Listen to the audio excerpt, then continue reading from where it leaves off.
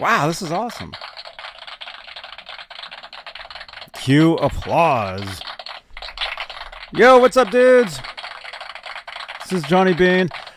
We're live on YouTube Saturday nights. We call this Straturday Night Live. We hang out for a few hours. We talk, rock guitars, rock music. We're also live on Facebook. Pretty much everywhere. So if you're watching this, I can tell somebody's watching it. I can hear it. Oh man, my battery's dying. All right, we're live on Facebook as well. Smash that thumbs up, you guys. Smash that subscribe button. We are so close to the big 10,400. We're literally about 50 away. So tell your friends. So hang out with us tonight. Ask us questions. All right, let's do this. All right, Johnny Bean TV, Straturday Night. Here we go. Johnny. Hey, Johnny. I'm over here.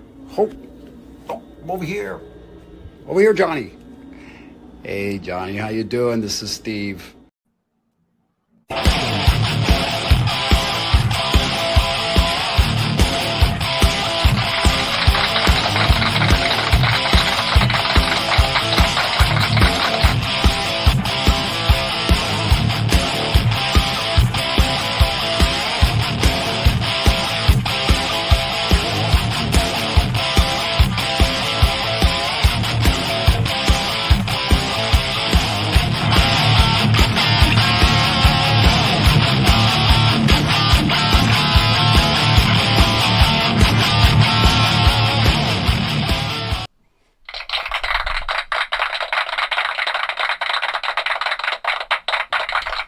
Hey, what's up, dudes?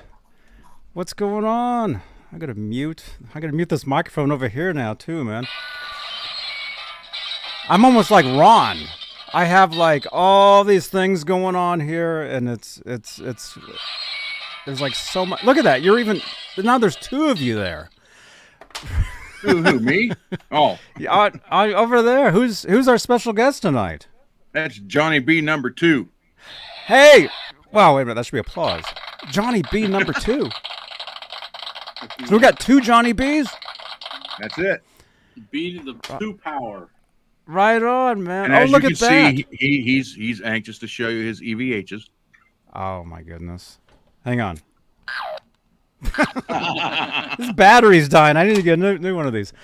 Dude, right on, man. Well, hey, Johnny, welcome. Great to meet you, man. Great to see you. And yeah, we'll be checking out some guitars here.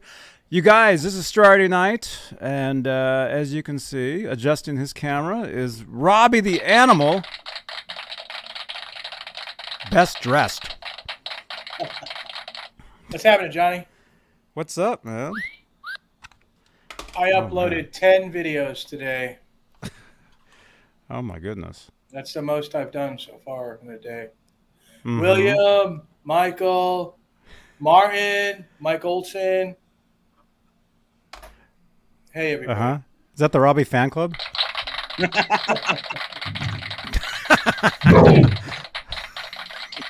Or are those all the people downstairs in the basement? Don't make me warm up the gong.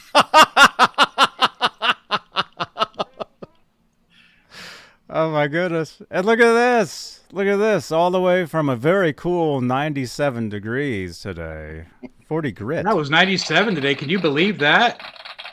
Dude, you should put on a jacket. I think I need one. It's kind of chilly out. It's 97 64 right here. Shows up with a scarf and a Yeah. Yeah. You see polar bears playing in the background? Just It's cool here today, man. Oh my goodness. It's cool today. Crazy. I uploaded no videos today, but I did work. So, How many views good did you job, get Robbie. today? I got no views, but maybe I'll get a couple views tonight. I don't know how many views I've got. My total is 616,495 right now with 906 subscribers. That's Oh, crazy, wow. man. That's a lot of subscribers. Well, Cheech, I did not. Sorry, Robbie, not to step on you. Cheech just asked me if I went to visit Dane. Gas prices have gone up 60 cents in 4 days, so I decided not to head out to Dane's, and I only had 1 day off this week. So maybe this week I'll head out there and see him. I need to go out there and see him. So Did you say one Dane off? I had 1 day off, and I'm playing through a 50-watt 50. Wow. Cool. Yeah. Hey, this is going to be fun, you guys. Johnny B number 2, you've joined us on a most excellent night. But hey, before we get started, let's say hello to the top tier of channel members. We have channel membership here on YouTube. You can help support the channel because it's not free doing this stuff. Some of you guys know that by now. Hey, channel membership. It's where you can help support the channel and support these shows. Top tier are the executive producers. They are CC. Hit it, CC. Stephen Franklin, Michael Smith, Music Therapy Laz, Sherman Callahan, 40 Grit. He's freezing. John Moronic, Majestic PB and J Cat, Guitarman 45, Janice Lala, the intern. Janice, thank you for all the tweets. Reminded me to mail off the Janice the Lala Funko Pop this Monday. I will do that. R. Habs, Warlag, Patty Dill, and Fairfield Guitar Co. That's Lewis. Look at that. Executive producers. That's the top tier of channel members. Become a channel member. Get your name in green in the chat, like Mike Olson, like James G, like who else is here? 40 Grit, Robbie Stingle. Help support the channel, support these shows. Other ways you can do that is with super chats. They changed the color of my lights, which is the latest in guitar science. And also, what else? We're live on Facebook. Johnny Bean Facebook page. No, personal page. Yeah, I guess that's my page. We're live there, where you can help support I haven't talked all day. Facebook stars you can help support over there. And speaking of Facebook, we're live in the exclusively Van Halen group, 62,000 members. EVH Gear Fans Live group, EVH Gear Fans Live page, Johnny Bean TV group as well. And we're live on Twitter, which is now called X, and nobody knows why. And you can listen to this as a podcast on Spotify and everywhere else. Tune in, subscribe, thumbs up, and all that stuff. So yeah, there we go. There we go. The announcements. Thank you so much. Johnny, can I comment on something real quick? One at a time. Robbie, fantastic job last night on your Kramer show. I was at work and I got to watch it, a little bit of it, and great job, man. Oh, thank you. Yeah, you are a strong contributor to the Kramer knowledge. So good job, man. I really appreciate that. There's folks Yeah. out there that think I'm full of crap, so I appreciate it. Oh, I don't think Robbie, you're full of crap at all. I said from day one that people who watch that Kramer show should be taking notes. And I appreciate that, Ron. should be taking notes, because you're I not think going to get that. I mean, where else are you going to get that kind of information? When Robbie starts his own show. I'm really not planning on doing that. That's what they all say, Robbie. Thanks to Okay. Dee and Okay. James. Thank you, James, too. You guys are awesome. Welcome. Right. Welcome. By the way, let me just say this real quick since you brought that up. Somebody left a comment on, was it last night's show? I think. Dun, dun, dun, dun, dun. Oh, sorry. And let's see. They were saying, and I said we would answer this tonight instead of answering him then.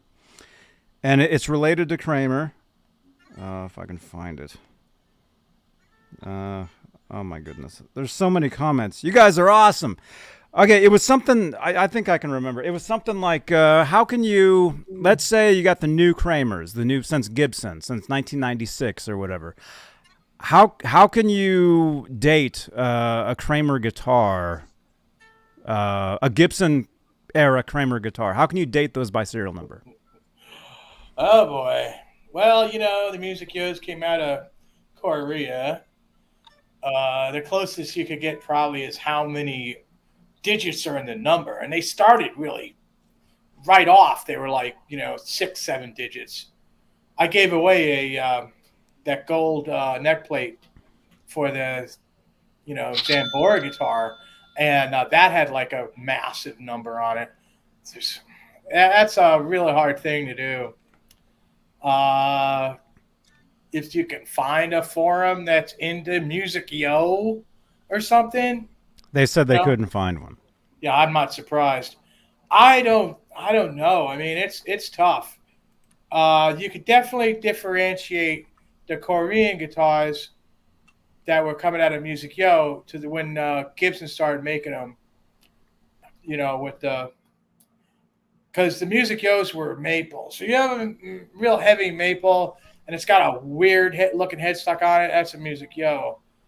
If you've got like a kind of heavyish mahogany, and it has the ground wire going right down through the route into the Floyd route, from the pickup to the Floyd route, right down like that, that would probably be in the mid to later 2000s, because they ran Music Yo right on through 2010.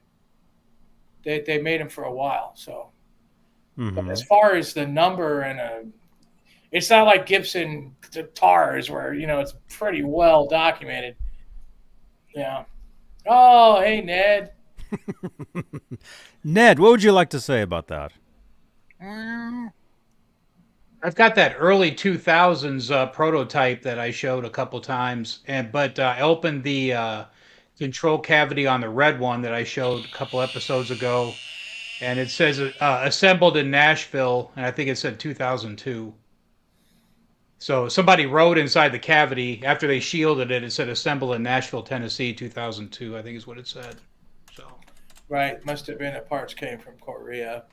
Yeah, maple. It's a maple body for sure. Super heavy. Yeah, all of those were maple, and they had those heavy bodies, and it had that like weird, freakishly shapen headstock. I mean, if you're really into Kramer headstocks, that matters, Well, you saw that one, and you said that you felt it was a leftover. Remember? Oh, I know that one looks like it had an actual ESP neck on it, which is surprising. But yeah, that was not a Music Yo neck on there. So yeah, who knows? You got some sort of leftover parts thing on there. Yeah. Martin wants. It looks like Ron's getting ready to start the gig. Yeah, Martin wants them to talk about Jacksons. Martin, I will, but this is a Schecter, my friend. Toxic Venom, that's it. Silver Mountain Toxic Venom. That's what this one is. Oh my goodness. And if you watch Philip McKnight's channel, he's got one that's non-Floyd. And he says right in the thing that it's comparable to any $3,000 guitar you can buy. Is that a sustainer in there too? I actually have stitches in my finger, my first finger. So playing is awful hard. It's my fault. Your fault? Yeah, I was refretting his guitar. I got a green. The green OLP. was on here last week. OLP. Oh, And right. It needed love. Refretting a guitar and needs stitches. That's a first. I've never heard that. I slipped with the file and went into my finger. Oh my goodness. You're okay though? Oh yeah. Still attached. Yeah, I didn't cut it off. You okay? You'll be all right? Yep. Everybody, in case you're wondering, Johnny B number, I'll just say JB2 here, has been I've been friends with him for 36 years. And he was in he was a second guitar player. You played Sean. He was second guitar player in a band that we had back then. We recorded together. Yep. 2 songs in a real studio. Yeah, and then he ended up you went to Rampage. Yep. So we kind of split band wise and went different ways, but we remained friends all this time. And I was telling him in the green room, The day my son was born, who is the lead guitar player for Faith and Failure, right here, plug. He was at the hospital with me the day he was born, and that was a Saturday, and we had to play. We had a show that night. We played COs. And that didn't make my wife too happy though. I mean, We got paid. Yep. We got a little bit of money. So, but yes, Martin, to answer your question, I will talk about Charvel Jackson's. I'll have to do it while Robbie takes a bathroom break because he won't like that. No, not at all, man. Martin wants to hear your opinions and knowledge about him, and that's cool, man. Martin rocks. So there you go. And Sky Prop, all I can say is Steelers, baby. Yes. And that hurts. Oh no. Yo, let's say hello to some people, man. We got Ian's Guitar Shack. Check out Ian's Guitar Shack. He's been going live. Johnny Bean TV. Johnny Bean TV, keep it there. Yes. Johnny too. Like Frankie too. Ian, man, way to jam that ELO, just hanging it out there. Love that. Mm-hmm. He just I like played the Electrified track and sang, and that was great, man. It was nice and real. Somebody said they got a black Frankie relic also. Martin said he's got one. Oh, really? Hey, Mickey. Show him hold up the That's other the one. black one. Oh, yeah. Ed No, Dana. He's got the star.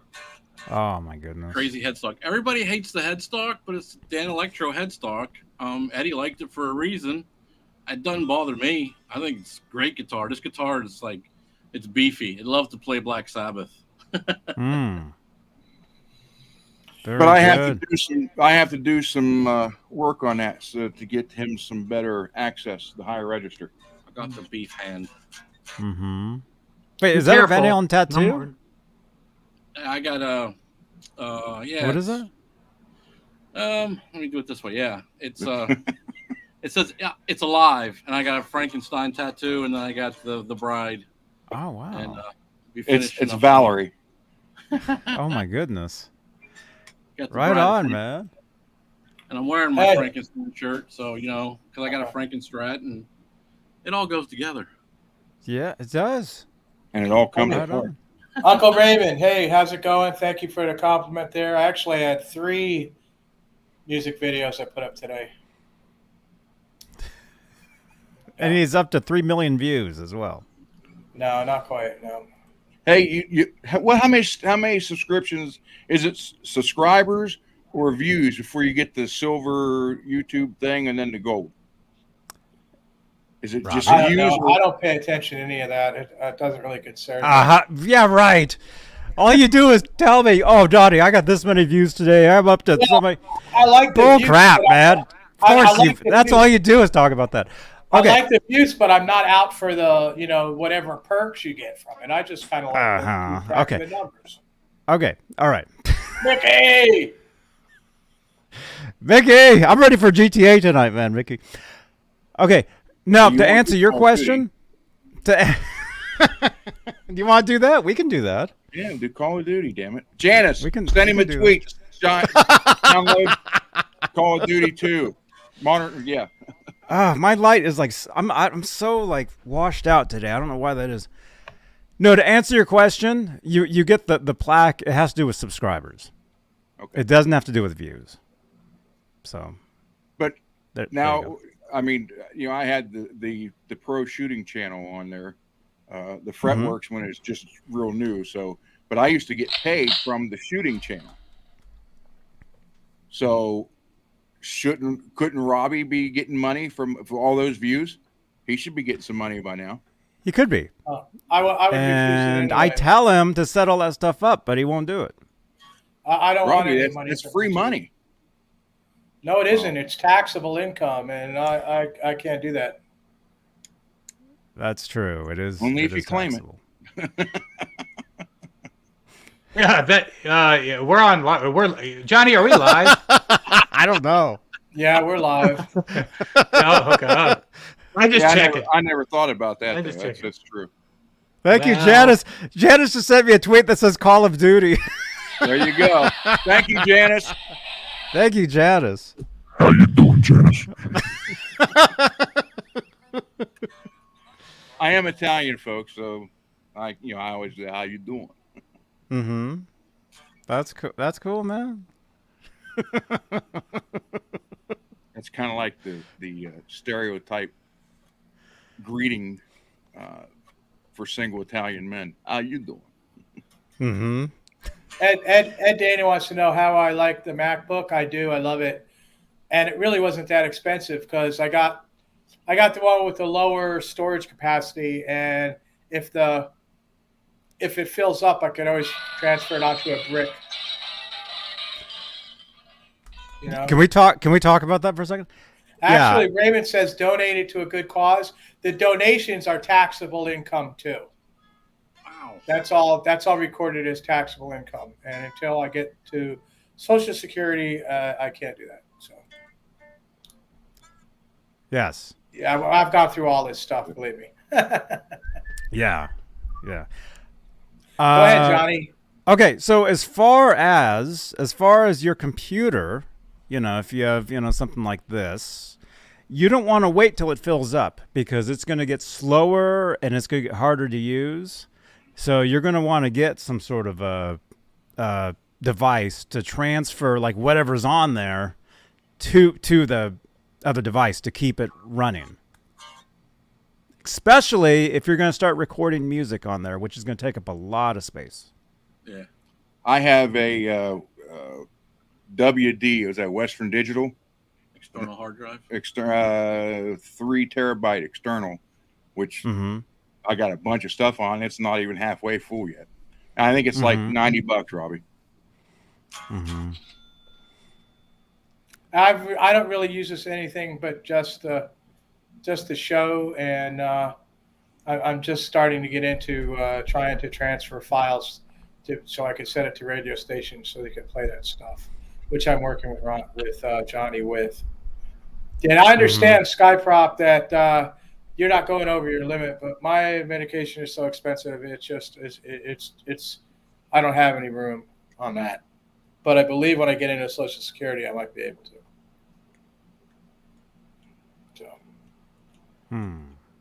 The Jackson reverse headstock. Love them. There's one right back there. That might be why you mentioned Kurt Rocks is in the Kurt Rocks. What's up, Kurt Rocks? Kurt Rocks. Kurt Rocks, that's right. He rocks and rolls. I'll tell you one thing about that Mac, this computer. It don't need no fire wire. Uh-huh. No. It's like this interface, this Volt 2 interface.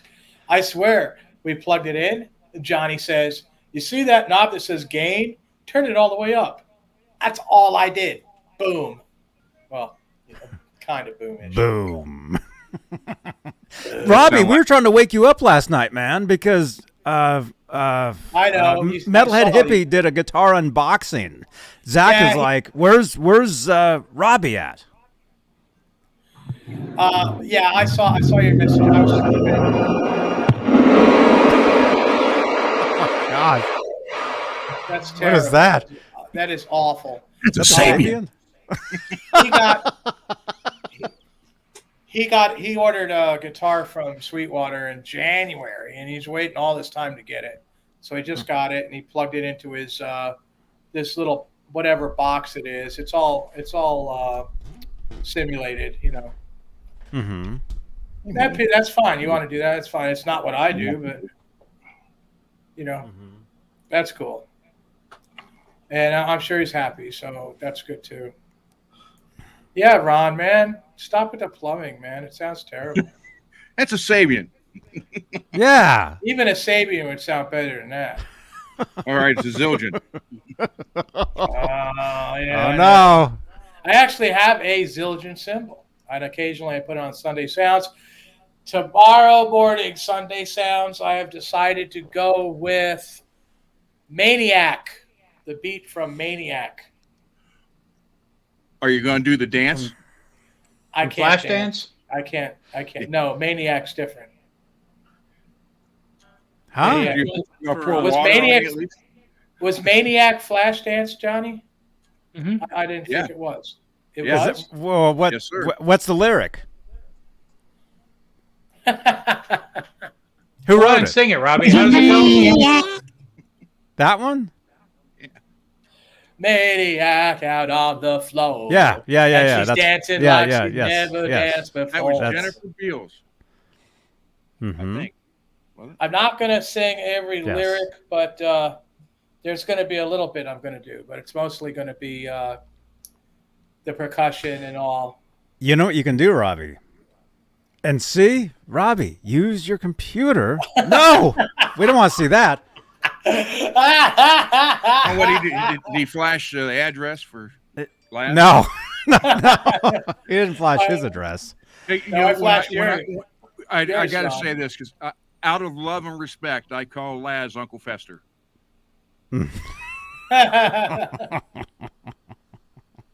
Hey, Gomez. Oh, Tim wants to know who could play Live Wire by Motley Crue better. I don't really play that many covers. I would say that that would be Mr. 40 Grit would do that. He probably knows every note. He's really good at all these songs. I basically do mostly original, although today I did an a cappella version of Total Eclipse of the Heart with an electric guitar tooth lead and a gong in where the keyboard solo was. It's going over rather well. That was hard. It was just hard to do. I was just sitting here thinking that it'd be cool to have somebody stand behind the gong with a 5-gallon bucket of water, and when you And do, dump it on she's a him? maniac tomorrow. You got somebody dump it on you. You like lay back in the chair. Yeah, just lean Awesome. back like that, Robbie. Yeah, I'd have the electric Awesome. guitar from the Awesome. guitar lead, and I get electrocuted. Then you That could would play go viral. Shock Me. Shock Me. Is that Johnny Bean? So 40 Grit, are you tuned down a half step? Down, yeah, I'm down a half step on this one. All right, so we could shred together then. Lewis. Well, we can we could do our best, but the latency will probably catch us, I'm thinking. No, the latency was fine. I jammed with Ron on guitar a little bit, and we were good. Yeah. But he kept playing this Johnny Cash riff and ruining the whole thing. We almost had a jam. We almost had a jam. We almost did. Mm-hmm. And who just sent this in, you guys? Is it Kurt Rocks? I think Kurt Rocks just sent in is it Reverse Jackson headstock. and then Yep. Epiphone. Yeah, there you go. Very cool. Thank you, man. I want 40 and Robbie, you got to hear the story on this mockingbird. This is my son's. Dane has one exactly like this in his when he showed his BC Rich collection. And this one has, or had, the active BC Rich pickups. Well, in 2019, he took it to a music store in Springfield, Ohio, and had him put in just regular Seymour Duncans. And he's told me it's never been right ever since. So when he came down last, he brought it down for me to look at. So I plugged it in, and it sounded like Jimi Hendrix standing in front of the amplifier with everything on 11. And the minute I just touched, I had any one of these 4 pots, it went away. So I'm thinking, okay, I had to put a new 3-way switch in it because it broke. The one that was in it broke. So I take the cover off the back, and well, first I told him I'm going to put a Protone jack in it. So I go to take the jack out, and it still has the stereo active pickup jack in it with wires cut. I opened the back up. The pots looked like someone took bubble gum, stuck it on the pot, stuck wires into it, then spray painted it silver. That's how bad it was. And I'm looking around, and I didn't see a ground, so I take the cover off the tremolo, and there's no wire, nothing grounded to the claw, not even a hole in the body for it. So I called him up, and I said, who the hell did this? He said, oh, that store in Springfield, their tech worked on it. And so I ended up having to drill a hole, run the wire, take out all the pots out, clean them up, resolder them, do it. And now you can stick it in front of the amp and there's no noise. But I thought, I think he said he paid like in 2019. I think he said he paid like $120 for them to do this, and they didn't even do it. They didn't. It was terrible. I mean, it was, he can play like crazy, but he knows nothing about guitars. So when I told him, I said, well, I said the claw, I said in the middle of the claw there should be a wire soldered to that running to one of the pots. And his comment was, I don't know what you're talking about, Dad, but I trust you on it. And I sent him a picture. I said, there's no hole, no wire, no nothing. And it just amazed me that someone actually charged that much for it and let it go out the shop sounding like that. I mean, because he said it's been buzzing like that since he got it back.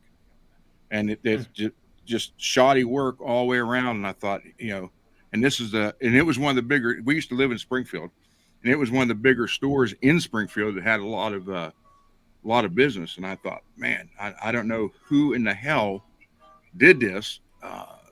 I don't know if it was their first day or what, but something was definitely wrong. I mean, it didn't have what it needed, and what was there was half-assed. So I just wanted to throw my little rant about that. Let's call that Ron's rant. Sorry. I'm not trying to steal your thunder, Robbie. That was a rant? Well, I mean, I didn't yell. I could have yelled. I could have went in there and said, Son of a bitch, goddamn it. Well, it doesn't count if you use your effects box. See, you got to have it from the heart, Ron. You got to be like, Okay, I will. Johnny Bean. Need to be nice. Yeah, I'm getting messed. Need to be nice. Johnny Bean. Yeah. Well, that's weird, man. So are you saying that guitar came from the factory with no ground wire? well, it came That's what I was wondering. BC Rich Actives in it. So it didn't need when a, they- it didn't need a ground wire. Yeah. Yeah, but when they put these in it, they should Oh, have ran. okay. I see. So because it didn't even have the hole in the body for the wire. What pickups were put in there? I sent him a picture of one of the drill bits like 18 inches long. I said, I got to drill through the body. He's like, what? What pickups are in it? What pickups are in there? It's got Seymour Duncans. I don't know what he ordered, but it's got 2 Seymours. And they play everything. There we go. Drop. Hi guys, Seymour here at the Dam 2019 with Johnny Bean. We're having a good time. And What are they wound by? Hey, Robbie, on that guitar that you have, that really nice white one, it's got a custom wound pickup. It's got 78 in it, right? Yes, sir, it does. Yeah. Who wound that? Same one around my Marcelo Pegasus. Juarez. Hi, this is MJ from the Seymour Duncan NAM 2023 in Anaheim, California. You're watching Johnny B. Johnny B. Johnny B. Okay? Thank you. Thanks for all your support. Hi, this is MJ from the Seymour Duncan. Hey, Johnny. This is for, what's your name? Oh, sorry. So this one has this is a DiMarzio Air Norton. And this one down here is a RTM custom shop DiMartini wound by MJ. Nice. Hi, this is MJ from the Seymour Duncan NAM 2023 in Anaheim, California. You're watching Johnny B. Johnny B. Johnny B. Okay? Thank you. Thanks for all your support. Thanks for all your support. That was so close. What kind of bridge is on that? Oh yeah, let's go. So this is a Floyd Rose. Floyd Rose. Yeah. Yeah.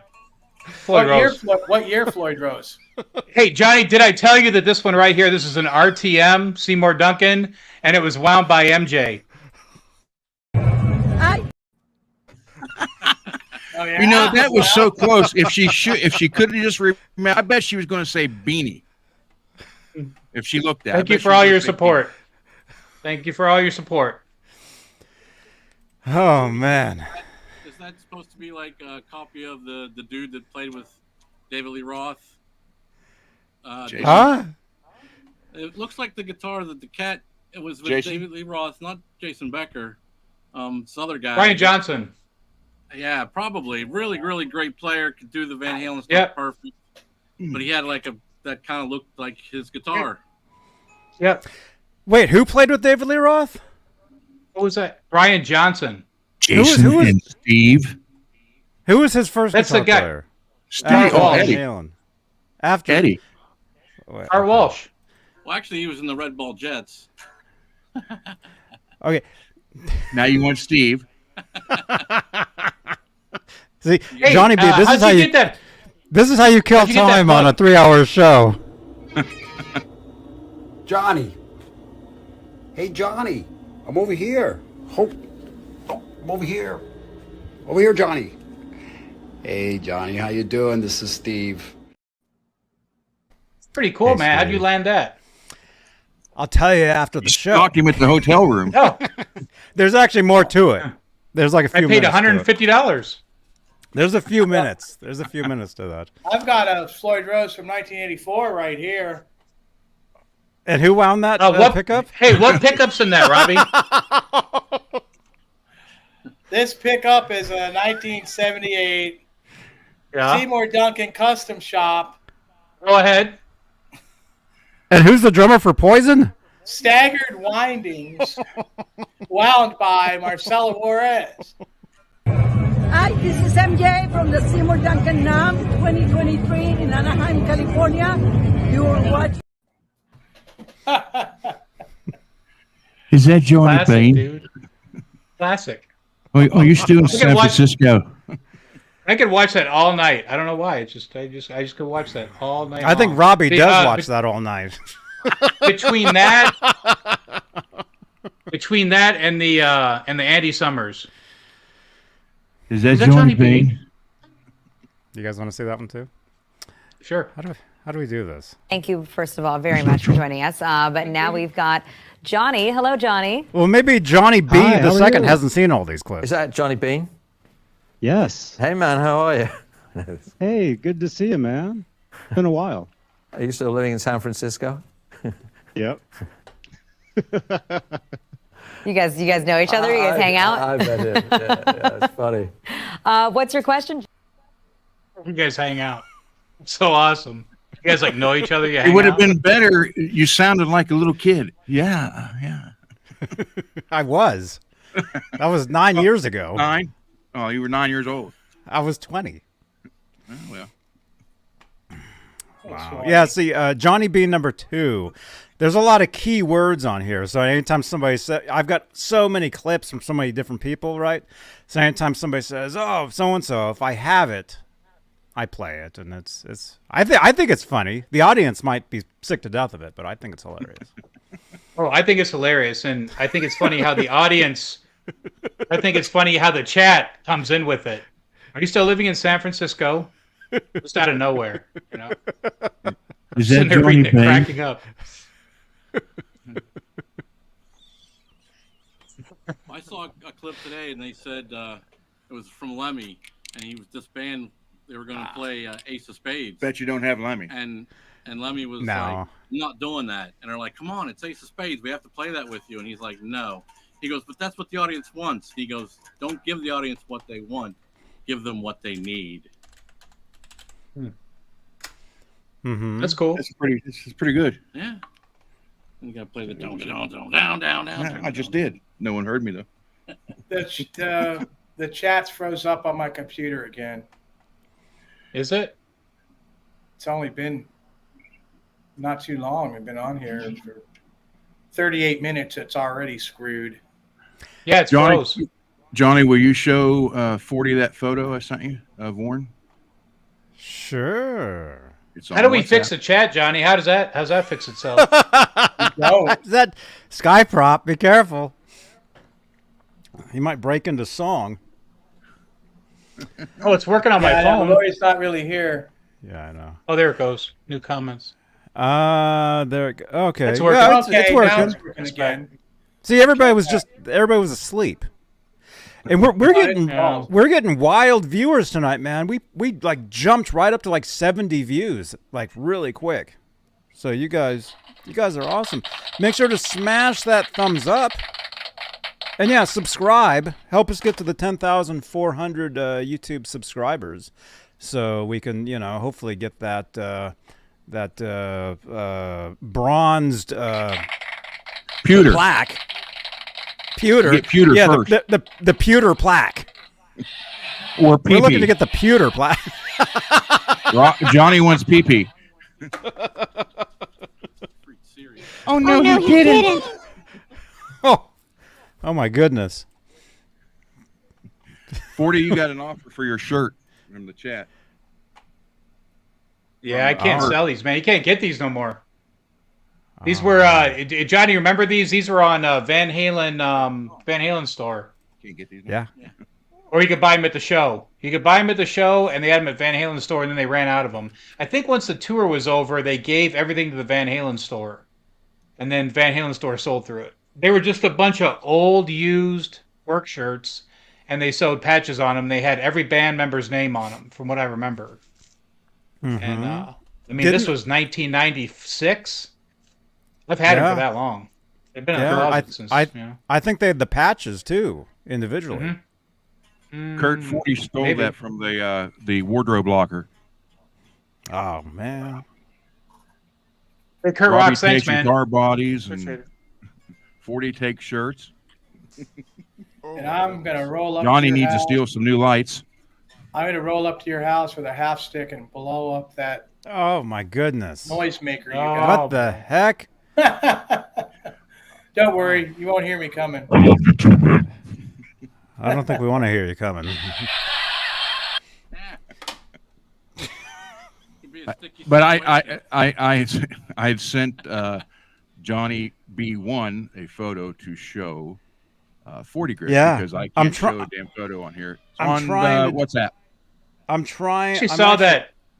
I actually saw that on Instagram today. It was a picture of DeMartini and Robin Crosby together, and he's playing the Skull and Blood, and there's it looks like a vintage trem on it, and in one picture it's a vintage trem, and then in another picture it's an original Floyd Rose with no fine tuners. So yeah, I think he had a couple different bridges on that guitar, which isn't. I mean, look at the Frankenstein. Frankenstein had a couple, or actually the same. It had a vintage, and then it went to the original Floyd Rose, and then it went to Floyd Rose with fine tuners. So I'm sure that guitar has been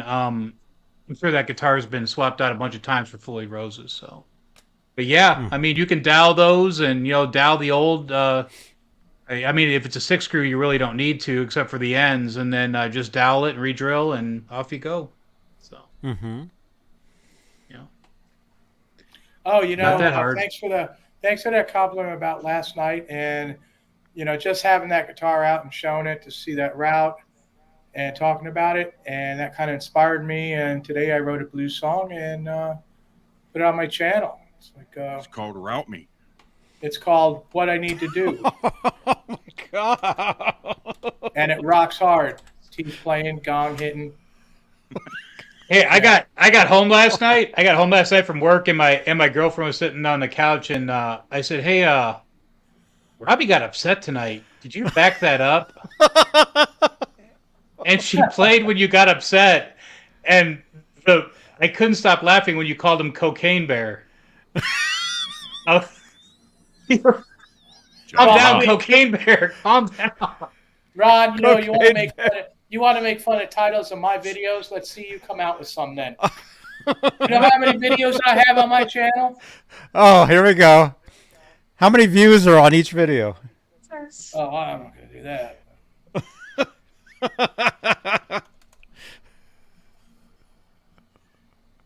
It's called love, Robbie.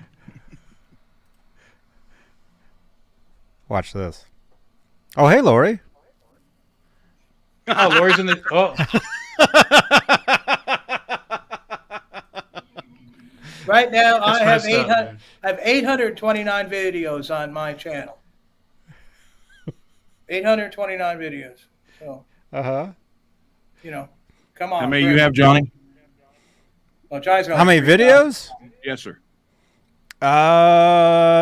Under 4,000.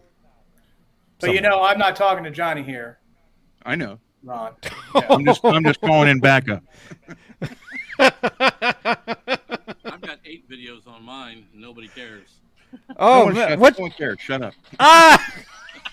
What's your channel, man? I believe it's just John Bowman Music. It's what? Eddie fan number 2. Should be just John Bowman music. Let's find it. It's got me in the video, me in the studio with the band that fired me, and I'm fixing the track of I was actually the bass player, and I was playing the solo for the guitar player. He just couldn't cut it. Oh my goodness! Dude. Dane said he would see us tonight, but I don't see him in the chat yet. Skyprop wants to know if Octopus found a screwdriver yet. What's the deal with that guitar? What's he talking about? What's the deal with the screwdriver? What's that all about? I didn't. He won't take the cover off the back so we could see if it's the sports route. But you know why I thought about that, Robbie? I think maybe he doesn't want to do it because if it isn't, what he thinks you may say about it if it isn't. Well, obviously it's not going to. It's still worth all the money. If it's an ESP body, it's not worth as much as a sports body. You know. I mean, come on, who doesn't have a screwdriver? You know, the thing about those guitars is, I mean, like any of those vintage Kramers right now, you know, regardless of what it is, the thing is when you sell it, where are you going to get another one? You know what I'm saying? I mean, like that's I mean, you really have to think about that right now because I could roll mine right now. How much do you think I could sell mine for, Robbie? You got the original case too? Yeah. I got paperwork. That's probably a $3,500 guitar. Yeah, so I roll it for 35, and then where do I find another one in that condition? I don't. You know, you got to be careful with that. You know, I mean, they're getting older. That's an 84, right? With the Beretta on that, where it's got Beretta, that's an 84, right? Yeah, that's definitely an 84. Yeah. That's got the sports neck, which is not broken. But I'm lucky as heck that I found what I did. And at that point in time, people were selling stuff that they really never thought they'd get rid of, and I was able to get some of it. I passed up on some really good stuff. There was Grail bodies for like $2,000. They had the Grail necks with the stamp on them for $3,000, and then they had the neck plates for $1,000. All the actual Grail parts. But you put that stuff together, and you're looking at a $15,000 guitar. So yeah, I didn't have that kind of money. $15,000 guitar. The Grails go for more than that. The Grails go for $20,000. How many do you have? I don't have any. You know, of those, the 250 that were made. The one I do have is a super rare experimental body that never actually made it out the door. How'd you get it? Well, it got sent to Gibson when they sold the company to them, and a guy in the paint booth. Know what I mean? The guy in the paint booth, like, clipped it and painted it really badly, and then I guess he gave it or sold it to this guy that I had got it from. You know, I knew what it was. I saw the route, and you know, it's like it's amazing that I was able to find that. I was happy with the Unkert glue-up body, the Poplar Pacer Special, which is the second half of 1982, not the 2 1/4-inch pocket. But I was happy with that, and so like in the summer. I thought in the background, I was like, "Man, look at that! That's a sports body." And Can I ask you a question? It had no drill through for the neck, for the heel of the neck. It had no drill throughs for the ground. It had no drilling for the holes for the potentiometer. It had like none of this stuff was drilled at all. It was just like never used. It was great, man. I'm sorry. Go ahead. I've got a question though, really important. Johnny number 2, is that your channel? I believe so. Johnny Bowman Video? Yeah. Shows you how long it's been since he's been there. I mean, it looks like you. It says you have 45 subscribers. Way to get up, everybody. Is that you? I don't think that's me. Because the bad thing is John Bowman is like a very common name. This guy looks like you. He looks just like you. And he actually plays a Circles guitar. That's him. Holy crap. And he has a Frankie. This is you. Yeah, that's him. Me. It is you. Guitar, the white guitar, I actually have the tattoo. He was there. Of the company. and they sent me a bunch of guitars because in the video. I can't see that, Ron. Yeah, that's it. Yeah, that's me. That's in the video, that's it. I'm playing that solo. First, that's like actually the second take. 'Cause the first take, I didn't roll the volume up. I was, I thought I was done, so I was doing what musicians do when they're done in the studio, and we were in the kitchen partaking. And so Cocaine? No, I don't like the way it smells.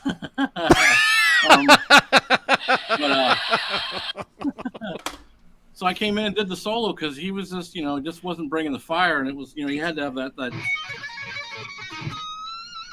You had to bring the fire. You had to do. Oh my gosh! Wild man, get the. Hey, you want him to demo the Frankie? Yeah. Because he's itching to play. All right, hold on. Yes, but also I. Now, come wait. Come on over. Hold on. Come on over. My wife knows. Sit on Ron's lap tonight. No, we ain't doing that either. Well, not since '88. Oh, wait a minute. That's the last time you sat on his lap was '88. 1988. It was a very small studio. We had, Sweet. a lot of room. All right, so you guys subscribe to John Bowman. This is his channel right here. Okay, he has 45 subscribers. Let's at least get him. Let's try to get him to 50. Okay.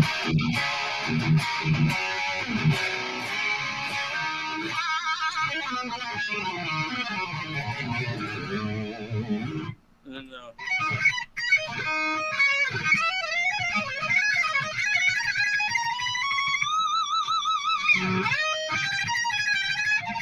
we're not allowed to do that. Oh no, you can do that. I'm just going to ask you if you knew who he was playing that for. I never learned the blues. My first stuff I learned was out of that old Guitar Player magazine that had Eruption, Spanish Fly, how to finger tap, how to play rhythms. That's not this kind of channel. I don't tap right. Eddie taps up, and I tap down. So I'm like, that's what she said.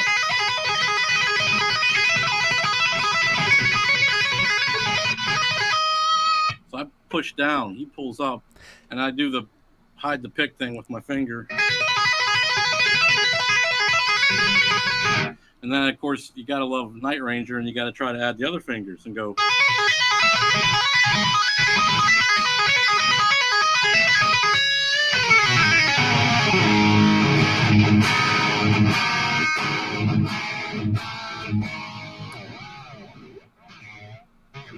Trying to get my dime squeal.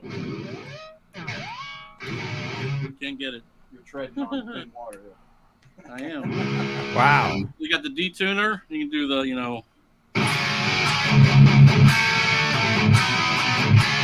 and knock everything out of tune.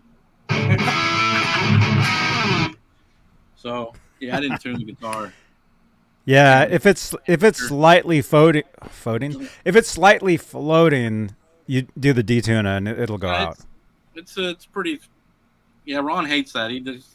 I said I leave it on against the body. That's the way it's supposed to be. But I love this guitar, man. I was really happy to get it. I also got the Star, and I kind of put some decals on it because it's military. Mm-hmm. And but a lot of people don't. They're like, I hate the green one. I love the green one. I think the green one's super cool. It's got a detuner on it also. It's got the kill switch. We got to do the kill switch. Can we do the kill switch? Yeah, I guess. Gotta do the kill switch. Kill switch is fun. I'll kill the amp for you too. Yeah, it's like the kill switch is like a wah-wah, like with Kirk Hammett. So we used to have a guy that stood on stage when we were done. We'd throw the guitar. He never did drop it. Uh-huh. You're gonna do the Ace Frehley though.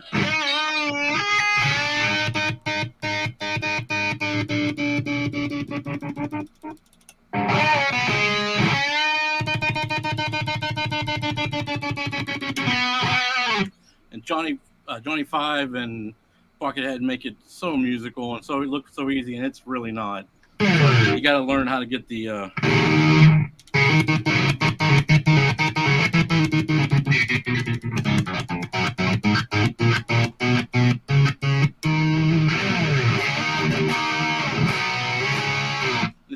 deeper tone, I think, perfect the Black Sabbath.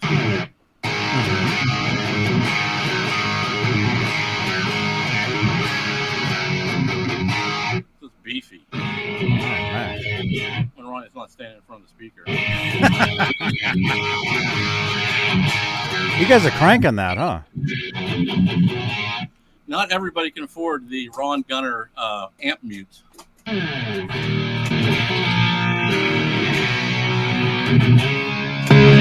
Ooh, yeah. I want to get my wife up. Yeah, I'll scare the neighbors. Thank you. Good night. We have to go to Mexico now. Oh no!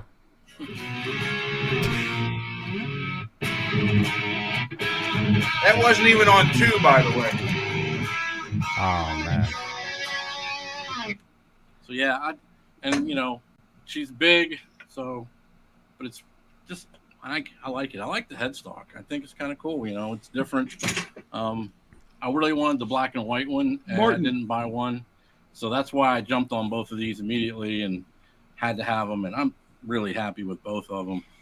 But you didn't bring the circles, and you didn't bring the Frankie. And I also have a Slime 5150. So I have 5 EVHs now. Oh, very good. Yeah, I've sold a bunch of guitars, and then now I'm in a position where I don't have to sell guitars. Excuse me, sir. Are you done now? Yeah, you're done. That's all she wrote. Right on, man. There you go. Very good. You guys subscribe to Johnny Bowman Video. There's the link in the chat. I'll do it one more time. How long did you play in the band with us? A year, 2 years? We went through 3 singers. Yeah. All our singers end up with LSD, lead singer disease. I don't know what happened. Oh man. Chris, the first guy, well, not the first guy, but Chris ended up joining the Air Force. Yeah. And then the other guy, Bear just. Oh wait, I don't have the video of this. Well, I do. I do. He's got it. We were playing in Columbus. We were on the Ohio State radio station, and they did a showcase show, and had us play it. And we were the only rock band. Yeah, we were playing with a band called 3 Men and a Lobster, and I don't know what the other one was. They had like TVs up on the screen with like old cartoons, and he was beating a Telecaster with a plastic lobster. And I was like, they had college, in the 80s. What the hell? That sounds pretty good. But, yeah, well, yeah. He kept good time. Didn't sound good through the speakers, but anyhow. So we were doing a cover of Sweet Child of Mine, and Klutz here fell through the stage and landed on his ass, but never missed a note. I got to hand him that. In my defense, I said that the board slipped, but I think that bottle of Jack Daniels in the van might have been the problem. Oh. With me and Bear and Dave. There was 3 of us on the bottle, so it wasn't just me drinking a bottle by myself. And he will attest, I don't drink, never did. No, Ronnie's a clean bean. He's a clean Johnny Bean. No. And I'm actually... That's Ronnie Bean. Ronnie Bean. I'm 12 years sober, so... That's good. Yeah. I have 37 years here. Woo. So we did... Hey, Ollie Lewis. What's up, songwriter? We did a lot of songs together. Hang on. Wait, I have to highlight that. Wait, do that again. I'm about 7 days. He's like, I'm 7 seconds. Time for another. Get the endorsement. But no, we wrote a lot of songs, had a lot of fun, and again, after I think it was probably 2 years, he went with another band, and I got signed in Nashville with a country band, believe it or not, and right on. We did that, and then I went out with that band where I got the tattoo. We toured and we did shows with Vince Neil and Lita Ford and Brett Michaels. Actually, Brett fired us. We rented a Winnebago, drove all the way to Philadelphia. We get to the bar. Brett's like, "Who are these guys?" And we're like, "Well, this is the guy from Brittany Fox and Bullet Boys." Bullet Boys. And he's like, "No, they're not." He fired us on the spot. Oh, We my got kicked gosh. off of out of the bar parking lot. They said they called the police on us. We were trespassing, and we ended up in a Walmart parking lot and slept overnight there. You couldn't even just stay there and watch the show? No, they said we were trespassing. They got rid of us. Yeah, he left the band, and then my band, we got signed after he left. So he went to a band and got signed with them. Oh, right on. Hey, Martin's sober for 39 years. He's There you also go, been Martin. he's also been playing guitar longer than me too. I think we ought to, shout out Martin here for all he's going through, and he's Martin, I been playing broke so up. long and everything. So yeah, Martin Hensley, man, big respect. Congratulations. It's better to never start. There you go. Charvel Martin. That'd be a name of a guitar. Charvel Martin. And of course, there's Jacksons everywhere. I got one coming from Dane. If you watch the video, you'll see it. See him packing it up. And very good. Just in case anybody's interested in that Solar, Dane did not, and when he showed it, he didn't. I don't know if he didn't know it or I sent him a message. That Solar has a Seymour Duncan Black Winter blacked out bridge pickup, a 46 brass block, real German Floyd saddles with stainless steel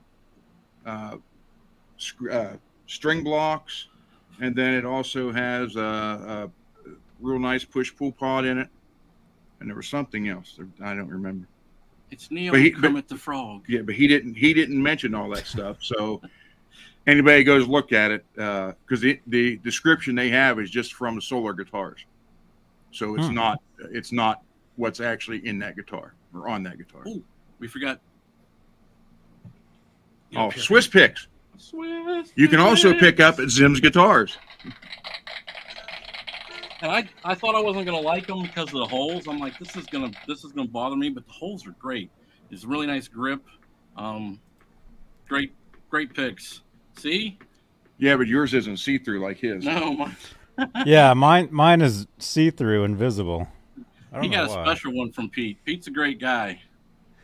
He is. Martin, 46 years. That's cool. I'm 58, and I started playing when I was 5. So Really? Yeah. My dad on that 59 Les Paul Jr. that I have hanging on the wall.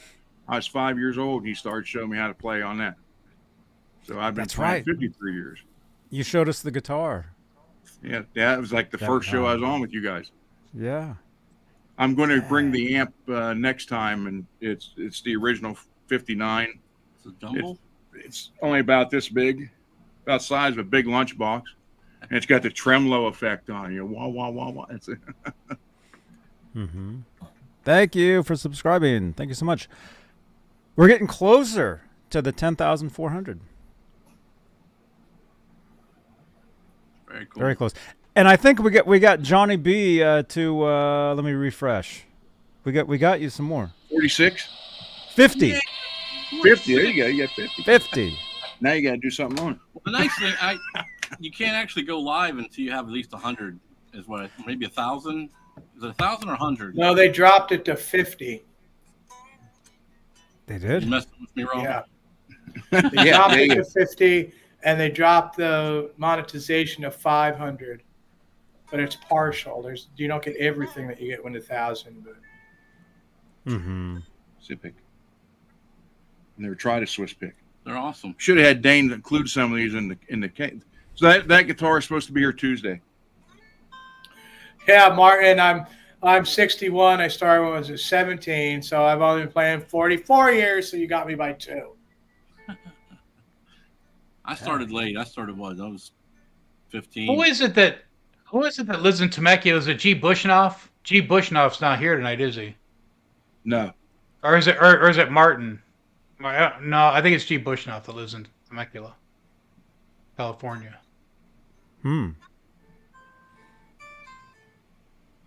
Yeah. Oh. I picked up the what's up, man? I picked up the if you guys are interested in that Friedman Jakey Lee 20 watt, I picked that up this week. So I'm going to demo it on Monday. I'll go through it and I'll let you guys know what I think. But I've been watching the reviews on it all week, and the thing's just out of control. It's just a great amp. Seems like it's going to be a great amp. So I got it plugged in. I just unboxed it tonight and plugged in for a minute, and it's going to be a cool amp. So if you guys are interested in those Jakey Lees, I'll let you guys know next week. So very cool. Awesome. And by the way, I did send Johnny the link where it's a 4-minute video where Jake explains how everybody's playing Bark at the Moon wrong. He can't play that. He's going to get copyright slammed. Wow, I didn't say I'd play it. He sent me the link. Right. Ron, you should know this. Well, it's a cool video.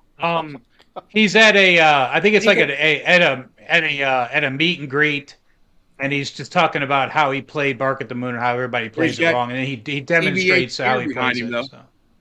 Yeah. Well, yeah, he played through a white EVH for a long time until Dave Friedman hooked him up with that 100-watt that he did for him. So Johnny can post the link, which I think he's doing now. But yeah, like I said, that was the funny part, and kind of embarrassing that after I played that with Badlands, his band Badlands, he comes up and I asked how it sounded. He said, "Oh, it sounded good, but you played it wrong." Just like that. He said, "But don't feel bad. Zach plays it wrong too." Or as Robbie knows, what's his real name? Oh, Jeff Weedland. You say Weedland? Weedland.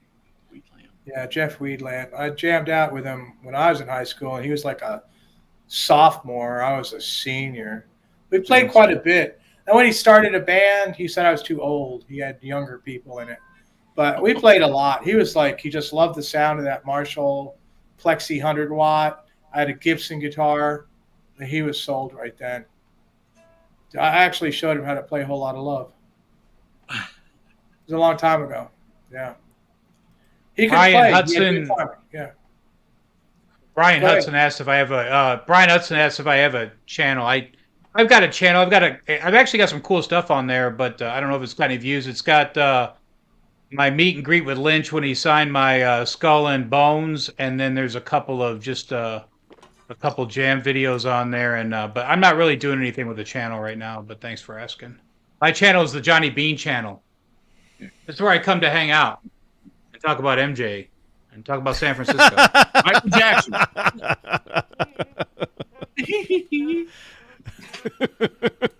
Man, that was sick. That was bad, man. I said, you got to get it right, Ron. Jermaine, quit teasing me. That was the worst Michael Jackson impersonation I've ever heard. That was me. It's called Pitch Echo. Oh my goodness. Jermaine, quit teasing me. Dang. Huh? Dead air. Yeah, I know. This is a podcast, by the way. Wow. Okay, yeah. So my WhatsApp got messed up, so I can't. Yeah, because what I did was I highlighted the photo that you guys sent me of the guys playing, where you can see the guy's guitar, and for some reason I can't shut that window. I don't know why. I might have to just restart the computer or something. Yeah, because there's the photos from Gung Ho on there too. Oh yeah. Oh, but Uncle Fester's not here, so I say that with the utmost respect for Laz. Martin Hensley, with regards to the bark at the with regards to the bark at the moon stretch, I mean, you can. I guess everybody can do what they want to do. I mean, it's interpretation. That's what I've watched a lot of musicians talking about. Being copied, and I believe Ed said it best. He said, "Hey, man, make it your own. Turn it into whatever you can. Take listen to my music and then make it your own. When you go to figure it out, just make it your own. I mean, you can sit there and do the spread. I mean." I memorized it, and then I got away from it, and then I've always got it the way I play a certain way. And hey, 90% of the people at a gig they're not going to care at 10:30, 11 o'clock at night because they're all been drinking. And by 11 o'clock at night, once you hit your third set or your fourth set and you start playing cool stuff like that, they're not going to care about doing the spread. There's going to be one or two morons standing in the front row sitting there watching you play it because there were always those guys at my gigs. There were always guys at my gigs. Right. Yeah. You did that wrong. There were always guys at my gigs standing there watching me or looking at my guitars or whatever. And I'm like, hey, man, beat it. So. Beat it. Beat it. Hee hee. There's a reason why I'm on the stage and you're watching me. Yeah. Because we're headlining and you're not. So I had to say that. Yeah. Yeah. Yeah. He started at 3 o'clock. I went on at 8. But one thing to go back to what you were saying, 40, is interpretation. That I think is going to be a big problem with the newer crop of guitar players, because back when we're all in the same age group pretty much, except for Johnny. He's like 12, 13 maybe. When we learned it, there was no YouTube. You were either rewinding the tape or dropping the needle, whatever, and you heard it, you played it a million times, and you tried to figure it out. Now, and a perfect example of this, I have a nephew that's 21, and he goes to YouTube and learns how to play. So now what's happening, instead of all this creativity from your own ears and your own imagination, everybody's starting to play exactly the same because they learned it from the same thing. I think that's actually going to destroy a good part of it's an interesting conversation. And Martin, please don't take me the wrong way. When I say stuff, sometimes it gets it's taken out of context. Everybody can play whatever they want to play in their own way. What I'm saying is Eddie Van Halen, and I believe even Jakey Lee said it, play it your way. That's the most that if you want to play it my way, play it my way. Even I think Warren D. Martini said that at a Music Zoo interview. He said, "Hey, you guys figure out stuff the way you want to figure it out. That's the coolness about playing guitar and figuring out yourself." When I used to figure out guitars, I had a ghetto blaster, and I would rewind and play until I figured it out. And then, that's how we figured it out. Now, guitar players, all they have to do is go to YouTube and sit there and go, okay, this is how you play blah, blah, blah. And then they sit there and they watch it, and you're 100% right. They're going to sit there and they're going to play it exactly how that musician played it. They're not going to sit there and interpret it and make it their own. They're going to mock it. They're going to mock it. But is there a right way to play it? The only person that plays it right is the person that wrote the song. That's the person that plays it right. Regardless of if you mimic it perfectly or whatever, nobody plays it right. And the older I get, the more I can appreciate that. Hey, when I was younger and I was gigging and I was playing Eruption and stuff, I was very focused on make sure I play. Okay, let's go and watch the Pete Thorne video on Eruption and watch the idiosyncrasies and figure it out perfectly. Now when I play it, nobody's paying attention, man. I'm telling you. The art of playing guitar is so out of the atmosphere right now. And you pick up a guitar and you can do it. People are mesmerized that you can just play the guitar now. It's not where they're sitting there and it's a bunch of competitive guitar players like it was, 10, 15 years ago. The art is going away, but hey, everything comes full circle. And it's all going to come back. Look at Creed. Creed's growing. I just saw the other day, Creed's got dates scheduled. All these older bands are all going to come back. And Kirk Hammett, if you haven't seen the Rick Beato Kirk Hammett interview, it's amazing. And you need to watch it because he says in it, I see 3 different generations in my shows right now. I see the guys who are 70 because our what Master Puppets, he says, is 40 years old or 30 years old. He said you take away 30 years, he was 30 or 40 when he bought it. So now he's 70 and he's standing in the snake pit. Then I've got the guys who are like my age bracket, and then we got these young kids who are coming to watch, who are coming with their parents. It's really cool, man. Watching that interview, And something else Kirk Hammett isn't a. I think Kirk Hammett's a great guitar player for Metallica. That's what I think about Kirk Hammett. And but I will say he made a really good point when he said, a bunch of nonsense notes. That's not important. Making it make sense and having some kind of melodic, melodic there. That's what it's all about. And I mean, there's some really cool stuff you can pull from that interview. So, yeah, I think that's a valid point, Ron, and actually Martin, for bringing it up with regards to playing everything right. Hey, there's going to be those guys who play it right every time. Hey, my hat's off to you. I didn't have hours to sit there. Somebody in the band say, hey, we're going to do this week. I went home and crammed and figured it out the best I could. And then, and nobody cared. That's what the funny thing was. Nobody cared. There were like one or two guys standing in the front row going, he didn't play it right. He missed that pull off. He missed that, whatever. Like and, in the 80s.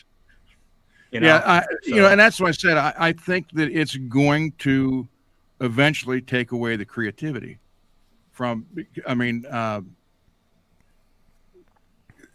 even know how to explain it.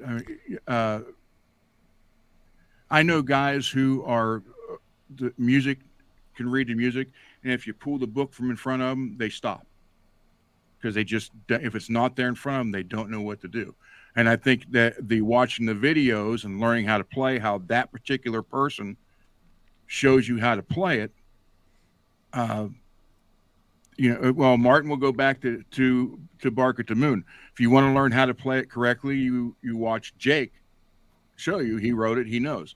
I played the song on stage with the entire Badlands band playing and singing. And I was thinking, wow, this is really great. Then the first thing you said is, well, it sounded good, but you played it wrong. You talk about busting the bubble. It's just, there's nothing like, again, you'd have to be our age to understand going through the late 70s and early 80s, mid 80s, where I even had 8 tracks, for God's sake. And that sucked, because right in the middle of a song, it would change track on you. Oh, my goodness. Especially, but trying to learn it that way, and you might go see 10 different bands play the same song, and you might see it played 8 different ways. Yeah. Now you go, it's good, very predictable. And I think that's just going to end up making the creativity of it in the future music stagnant. I may be wrong. I hope I'm wrong. Well, I learned couple points from Joe Paradise Kirk. He says Kirk isn't trying to impress anybody, and that's why he's so good in Metallica. Hey man, I gotta tell you, Kirk Hammett, I think he's cool. He's never tried to. Maybe on the early albums he tried to. He was trying to keep up a little bit. But, hey, man, he's fallen right into where he needs to be. And I think Kirk Hammett's a great guitar player. And I think he's cool. And I think he's got his own style. And it was a really good interview to watch. So if you get a chance to watch it, it's cool. And the whole Greenie thing was amazing. So if you don't know the story about Greenie and stuff, he broke it. He broke the Peter Green guitar. And he just recently broke it, and that's a really good watch too, because he's freaked out. Because I want to say the price on that was he kind of squashed the rumor of $2 million. It was a $2 million. He supposedly paid $2 million for it, but he said it wasn't even anywhere near that. Not even $1 million, he said. But anyways, I'm not going to comment on it because everybody takes their own things from an interview. I'm not going to quote him exactly, but. And then Martin said, learn more by ear than sheet music 40 grit. Hey, man, when I grew up playing guitar, we didn't have tab. We had guitar for the practicing musician, and 90% of the time it really wasn't all that accurate. Nope. So, if you were going to learn something, you went up and snagged guitar for the practicing musician, and then you figured out, that doesn't really quite sound right, and then you made it your own. So, make it your own. I guess that's the best advice. Listen to something cool. If you find a song that's cool, figure it out, put it in, figure it out to your ear and make it your own. That's what all these artists want you to do anyways. I mean, they want you to go, and nobody's going to sit there watching from the front row unless they're just absolutely have no life whatsoever. And they want to sit there and clown you for not playing something right, you know? I honestly believe that people who play by ear play better. You know,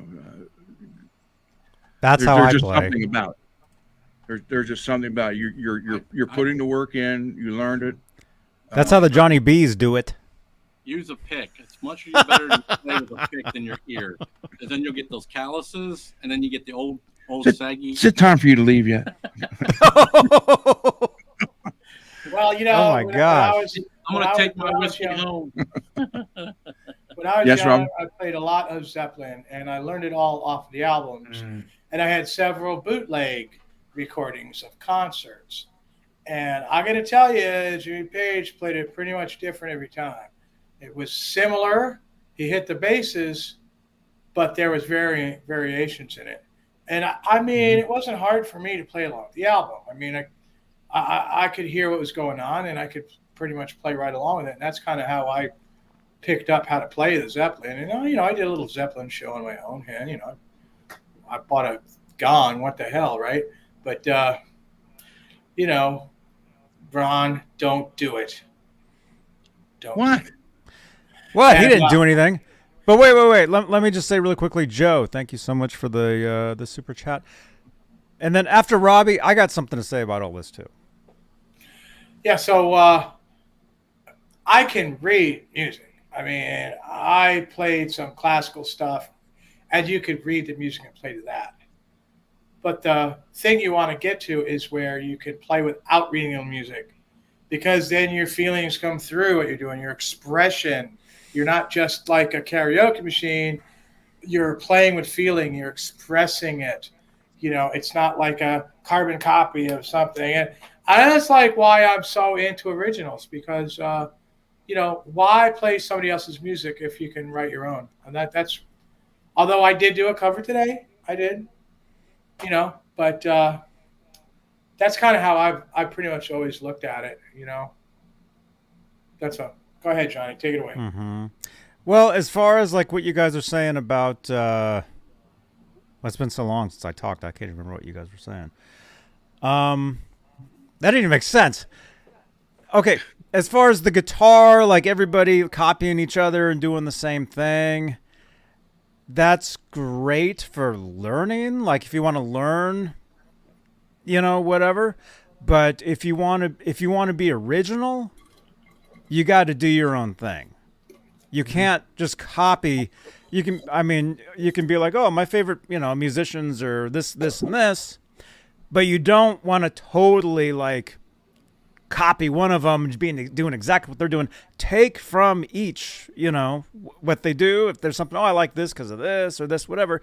Take it, make it your own, and you'll find the more you play. Well, it's not just the more you play. It's I guess if you write your own stuff, if you write your own songs or your own music, eventually you'll start to come up with your own unique ideas, and you can get inspired. Like myself, I get inspiration from so many different places, for everything, and that's something else I wanted to say too, because Ron, you were saying how the future of the guitar is doomed because everybody's learning on YouTube or whatever. I mean, that's kind of true, but I think as far as music, I think as far as technology, like if you use technology in your music, or if you're into keyboards or whatever, the internet is like your friend, or technology is your friend, because that's all run on technology. Or recording, you know, being in the studio, whatever, all, you know, Pro Tools, it's just getting easier and easier to do stuff. So in that case, it's great. You know, you can record a record using this thing, you know. But I agree with the listening to the songs on the Ghetto Blaster and rewinding the records. I did that as well. You got to put in the hours and do that. You can't just sit here and watch, you know, us handsome guys talk about this. I mean, you can, and it can help. Well, sorry to interrupt, but if I don't, I called you handsome, and you're shocked. Yeah. Thank you. To be fair, though, had we had YouTube and access to it like the kids do today, we probably would be doing the same thing they did. Yeah, and there wouldn't have been an Eddie Van Halen or any of these types, where you sit there and you just play and you practice, and there's no distractions from, this is supposed to be a phone. Putting in the hours and just playing, and again, for learning songs, whatever, YouTube is great. I mean, I've played cover songs. I used to play a trivia show where I had to learn a song to play that night in front of a huge crowd. I would flip on the internet. Oh, okay, these are the chords. Okay, this is it. I would learn it. I would have a cheat sheet there while I'm playing. I would play along. I still do that. I still do all that. But if you're into writing your own music, writing your own stuff, if you want, the truth is, if you really want to take that chance and be, but you can't predict anything. So, people, bag on pop stars or whatever. There's a reason why they're there. There's a reason why somebody gets to be Taylor Swift. She's not stupid. And what she does, where she came from, where she is now, I mean, nobody's going to say no to that, being at that level. But to do that is you have to take a chance. And that's, that's the scary thing. But I don't know what I'm saying. But take chances. The more you take chances in music, at whatever it is you do, there's a chance you can get, to another level where you never know. Hope that makes sense. I just saw something in the chat from Skyprop. Skyprop said, and how did they figure it out? They figured it out by ear, right? Eddie, he said, how did Ed figure it out? He figured it out by ear. What's funny about that is I was in a band in California, and my band leader said, "Hey, I want to do Superstitious by whatever it is by Stevie Wonder." Very and I go, "Oh yeah, man, yeah." So I said, "Yeah, let's do it." So I go, "Wait a minute, Van Halen covered this," and I went home and figured it out. Yep. On the Van Halen cover, went back to practice the next week and went into it, and he goes, "Dude, that's it. That's exactly what I'm looking for." And I go, "Yeah, man. Yeah, let's do it." And it was a hit. And nobody heard it, It's from the 78, or even earlier than that when they were, club days playing that, Mm-hmm. And but I played it. I wonder if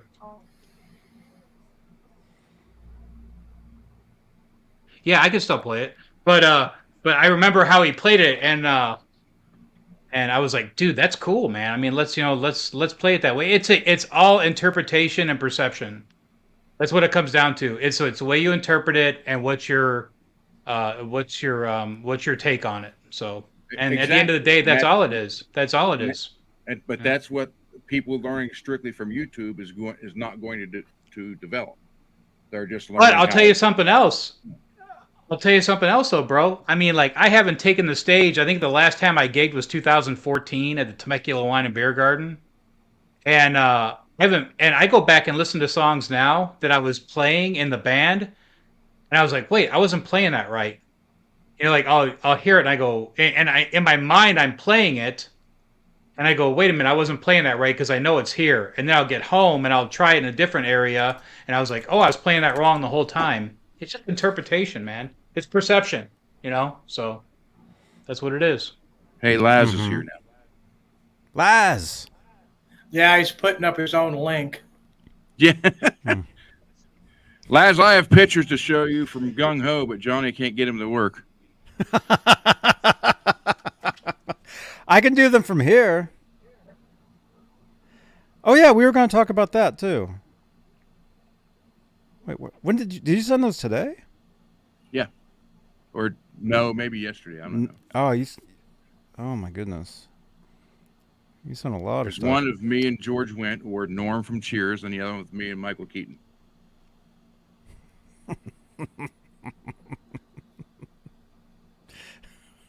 And again, I am probably the only person in the world that can say I took Batman and Norm to a strip club. Oh my god. Oh, I got you, Martin. I got you, Martin. He was talking about how he got to talk to Gary Rosington and Larkin Allen Collins Jr. And they told him to play the song by ear and play it tight. Yeah, I mean, hey, when I hung out with the Outlaws after they played that dive bar in Jackson, you know, they came out in my van and we were getting high, and they actually wanted to see me play, and they loved the gong. But yeah, man, I mean, Huey Thompson, he wasn't all technical. He was jamming. I mean, Edward was like that too. Edward was jamming. Oh, no. Whatever, Ron. Go ahead. You know? I'm done. No, you're not. Go on, Robbie. Go on, Robbie. I'm listening to you. Let's go. It's a Sabian. Don't get offended. Those guys jammed. Greengrass and High Tides was a jam. They weren't like, oh, I'm going to play every note perfect. No. They felt it and they played it, you know. And I think that any real good band does that, you know, especially live. They want to go off and they want to have, you know, a good play of the song. So I can understand what he's talking about. Hey, I'll tell you what about your comment about Zeppelin. I mean, like you guys are probably gonna be like, "What the heck's up with 40 grit?" But you didn't get into Zeppelin. I didn't get into Zeppelin until I was working at John Suhr, and I have a friend of mine that is a hardcore Zeppelin fan. And I go, hey, man, I'm listening to some of these songs right now. And he goes, you've never heard that song? And I go, no. I said, I'm listening to some of these songs right now. And they're just the Wonton song. I mean, is like one of my favorites. And I never heard it before. And he goes, you've never heard these Zeppelin songs? And I go, no. So I think it's kind of cool that I got to experience Zeppelin later on in life because I appreciated it. I think I appreciated it a lot more. Because, you know, Jimmy Page, not the greatest guitar player of all time. But I'll tell you what, man, if it wasn't for Jimmy Page, Led Zeppelin wouldn't have been Led Zeppelin. I mean, his style and his playing was just, like, phenomenal. Fantastic, you know? I always liked Page. I always did. And I could play him. And, I mean, okay, I didn't really have to work at it. I could pretty much just do it. I always have. It's just one of those things, you know, I was able to do. And I really played all the Page stuff. I could play The Song Remains the Same straight through, except for 4 bars of Dazed and Confused in the middle that I never did get right. But yeah, man, I could just do it. And yeah, of course, Page wrote basically all the music in there. Yep. And it was all. That's what makes him cool. You know, that's what makes them cool, you know? Well, it all goes back to the Yardbirds because he had Dazed and Confused back then. He was playing that stuff like, you know, when he was really young, when he used to jam with Jeff Beck, when they lived close to each other. You know, they used to jam out, and he wrote all that stuff way back. So when you hear how many more times, man, he'd been playing that way when he was a kid playing went back before anybody knew who either one of them was, you know. See, he had his stuff really early, you know, at what he developed into Led Zeppelin. But I think it's also important, too, that John Bonham also made that band because there weren't a lot of drummers that hit him bloody hard like he did. And his respect for the gong is well noted, and yeah, Bonham and Page had a thing when they played. It was like the same thing that Edward and Alex had when they played, and they played off each other and just created that great sound. Mm-hmm. They had that connection. Well, you know? John's drum sound was with trend setting. I don't know. It was just ungodly. There was nothing like that prior to him. I always tune my drums to his tunings, for sure. His pace cymbals. I've got the 15-inch sound edge hi-hats, obviously paced gongs. Yeah, Bonham and, heavy kick, tuned down, lower tune snare. Yeah, Bonham was big for me. And that's why when he died, I just got out of like public music. I kept playing, but I was done, trying to pursue anything in music because I was not going to die when I was 40 for drinking myself to death. And I just decided right then I'll work minimum wage the rest of my life or whatever, And I'm drinking myself to death right now. Oh, you're not drinking that bad. I was alcoholic so bad you wouldn't believe it. I could It's just drink. not Bud Light. I shotgunned the beers. I could shotgun a whole case in about an hour. Okay. I took vodka and I put it in a freezer and I froze it so you could drink it like water. And I said my ABCs backwards so the police could never get me. They didn't have breathalyzers back then. Okay. Wait, you learned them? I still can't do that. I still can't do it. But when I was drunk, I was like, forget it. You could never tell I'd been drinking no matter how much I drank. Yeah, it was terrible. It was horrible. And, I just thank God that I quit. But, yeah, you drinking a beer, Grit, nah, it's not a problem. And Troy's like, "What are you drinking, dude? American Coke." He goes, "Where?" He goes, "The Mac. It was in the fridge." He goes, "Dumbass, that's Dago red wine you're mixing." He was so drunk he didn't realize it. What? What's going on around here? What? It was a friend of ours who played bass when we were in a band. Dave was what, 6'9"? 6'10". He was a big guy. He looked like Lurch. With long hair. Lurch and Cousin Ed mated. Yeah. And he could drink like 2 cases of beer and get up and just walk away like nothing. And then one night he got real drunk and he was drinking Mac and Coke. And we were at our buddy's house. He had a big bar down his basement. It was actually set up like a bar. It had the booths and everything. And the guy who owned the place said, "What are you drinking?" He goes, "Oh, it's Mac and Coke." He goes, "Where'd you get the Mac?" He goes, "In the refrigerator." He goes, "You dumbass, that's homemade Dago red wine in a Mac bottle." He was so drunk he didn't realize he was mixing Dago red wine and Coke and drinking it. So what's Mac? McMaster's. Yeah, McMaster's. Well, there's a quote. There's a comment out there saying that all guitarists like to say that drummers aren't musicians. I played the hell out of the guitar when I was a kid, and I started playing drums because there was lots of people playing guitar, but there was no drummers. I've never had a problem playing either instrument, and I still play them to this day. Drummers are the heartbeat of the band, and they're also like, I like when they're playing and they change something. That's a turn signal saying, "Hey, we're going out of this verse into the chorus." I mean, they're the roadmap. You become smart in your old age. I feel that anybody that's playing in a band situation should know how the song goes. Then they shouldn't have any keys from a drummer or nodding your head or this or that. I think everybody should know the music well enough so they can play it and they all know where they are all the time. That's not what I said. Like that when they make the progression, the drummer is playing his parts, and the parts lead you musically to the next bridge, chorus, verse. Because I got my back. They're behind me. 'Cause I'm putting on a show. Which, by the way, his nickname was Showman instead of Bowman. No, it was Kid Ego. It was Kid Ego. But yeah, it's Monkey Boy.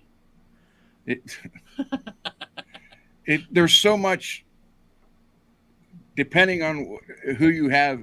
Well, obviously, when you're in a band, it has to be everybody that you get along with, because we all have seen bands where they didn't get along, didn't last. Well, it depends. But let's put it this way: it's easier if you all get along. It's easier that way. we had good drummers. Yeah. Mark was a good drummer. Johnny was an amazing musician. Buff was super talented. He did a lot of the logos and the artwork, and Plus played bass. And played bass, and took all my girlfriends. And I mean, if somebody wants to play drums on their song, and they don't know their own song, and they're like, "Well, hit a cymbal so I know where the change is," I'm like, why don't you go learn your own song? It's not my responsibility to make sure you play your song correctly. That's how I look at it. I'll say, get out of here. I don't need you. I don't need your song, and I don't need you either. Oh my gosh. No, that's true. I'm not going to waste my time. I don't waste my time on this stuff. I can do my own stuff. I write my own songs. I make my own videos. I don't need it. Say you know what I mean after each of those statements. No. You know what I mean? Has anybody? Well, he fell in the stage. Has anybody fell off the stage while playing? I've jumped off stages. Right into people's faces, playing my guitar right in their face. We were playing. I don't even know where it was. Either Lower West Virginia or somewhere in Virginia, and it's all the same. Yeah, I was standing on the stage. Wasn't that big, and they'd bought the great big car lights, and they were like right here in front of me. Now, I was like 100 pounds less and had hair down to my waist. And I was wearing black leather pants and had all the black stuff. And they were pleather, weren't they? And I'm standing there and I started getting lightheaded. And I turned around and looked at our drummer, and because I've never, ever had to ask what song was next. And I looked at him, I'm like, what's next? And he goes, Big Guns. And I remember I hit the first chord, and next thing I know, I was backstage and they were throwing ice water on me. I fell from the heat exhaustion. I had actually passed out, fell off the stage, landed face first on one of my fire crackle Charvels and busted the hell out of it. They said it sounded like all hell breaking loose through the PA system. Then they were throwing ice water on me. Then they threw me in a cab and sent me to the hotel. I got a shower, got in the hotel, got in the shower, went to bed. I woke up the next morning with a naked girl crawled on me. I have no idea who she was, how she got there. And I look over, I get up, I look over, and in the other two beds, it was a couple of the bass player in one, and Mike Duffy was in the other one, and they're laughing. Now I shove her off of me, and I look up, and our singer was on the other side of her. He had brought her home. Well, brought her to the hotel. I got up, threw her out the door. Didn't throw her, helped her out the door. She was still naked. Then I opened the door and threw her clothes back to her. And he come running over, and I grabbed him by the hair and by his underwear and threw him over the balcony into the pool that was below the balcony. Yeah, that's basically what it was. And I mean, I was like, and I just got married like a few months prior to that. And I'm like, when I woke up, I was like, what the hell? Because I was the only one there when I fell asleep. And so, that's the dangers of heat exhaustion, I guess. I can't blame it on alcohol. It was all heat exhaustion. Oh, my gosh. That's a story, man. Yeah. I think Martin has a good point. He's talking about keeping members of the band sober. I have a few things to say about that. First of all, if you're not responsible enough to not be inebriated when you're playing, you know me, you're out of there. Well, then you get the people that think they play better when they're drunk or they play better when they're stoned. I'm sure everybody's ran into that. And that it does not work that way. I mean, so yeah, that's a big problem too. And if you're trying to, I'm out there getting gigs. I'm out there making sure that people know their stuff. I'm getting the gigs. And then the bass player gets drunk. He can't play anything. And I'm like, well, what the heck, Why am I doing all this? And you guys can't even make it to the gig because you're drinking or whatever, and it's just, yeah. So I pretty much always had it where I could perform on my own. I've always been like a performer, and I could put on a show by myself with nobody else. And that's just basically what I'm doing on my channel. Sometimes we get Danny. If Danny wants to play and we'll do Hangry, that's fine. Lately, he hasn't wanted to play. When he does, I'll put out more Hangry. You know, we'll have rant. I agree with you, Robbie. You know, if people's paying to come see you, then you need to do the right thing, put on a good show, and you know, and that's the bad. How many times? It's another friend of mine when I was doing the gun thing. He would get mad when he'd order something and put a bad review on it. He's like, well, look at all the bad reviews. I said, well, how many people put a review on it when it's good? Most people don't do that. It's good, so they don't worry about it. You only see the bad reviews. So I always did the same thing with the band. You know, you could play 1,000 shows perfect and play that one bad show, and what's everybody going to talk about? That one bad show. Well, speaking of reviews, keyword alert. Leave us good reviews. Just leave us reviews in general. That's all you got to do. And I'm serious, too. Google reviews. Thank you. Johnny, I'd like to talk about a pickup real quick. Who's it wound by? This pickup here. What's she look like? Pickup right here was wound. Seymour Duncan, it's a JB, is a custom, and it was wound by MJ. Oh, no way. This is MJ from the Seymour Duncan NAM 2023 in Anaheim, California. You're watching Johnny B. Johnny B. Johnny B. Okay? Thanks for all your support. Oh, there's something else I want to say. My sister, when she was alive, when I was I must have been about 15. She went to Madison Square Garden and saw Led Zeppelin in concert. Hand me that red jacket. Not a lot of people can say that. The red what? She went to Madison Square Garden and saw Led Zeppelin in concert. Oh, that's badass, man. Yeah. Yeah, that's badass. I've seen a bunch of concerts, but no. You know, for you guys that are gigging right now, there's probably people out there gigging and stuff. You know, I mean, you're on the clock. I mean, you're getting paid to gig.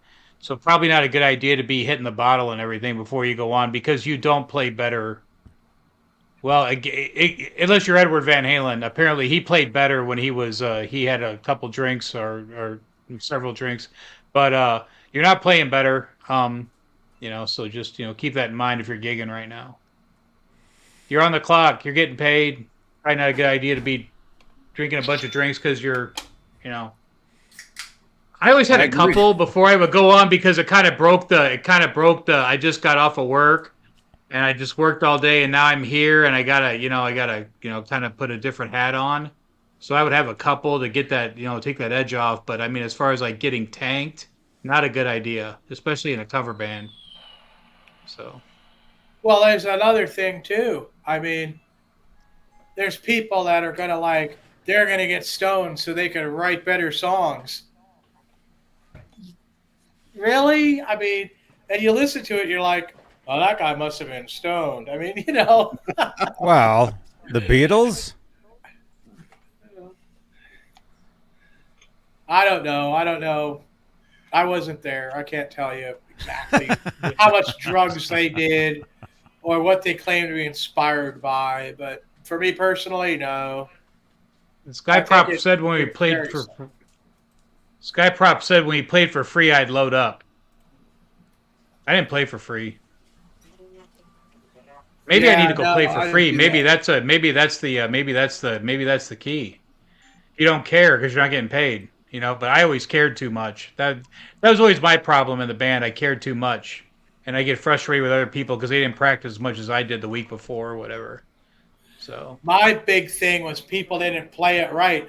I'm doing a solo, especially on Zeppelin. All Page's stuff was at different times with the chord changes during the solo. It wasn't the same progression as the rest of the song. And I could never get anybody to do it right. And I got to give a prop out here to Jeff Weedland. He did it right. I could play all the parts, and he was right there with the proper changes, you know. So I'll give him props. At that. And there was one guy in New Jersey.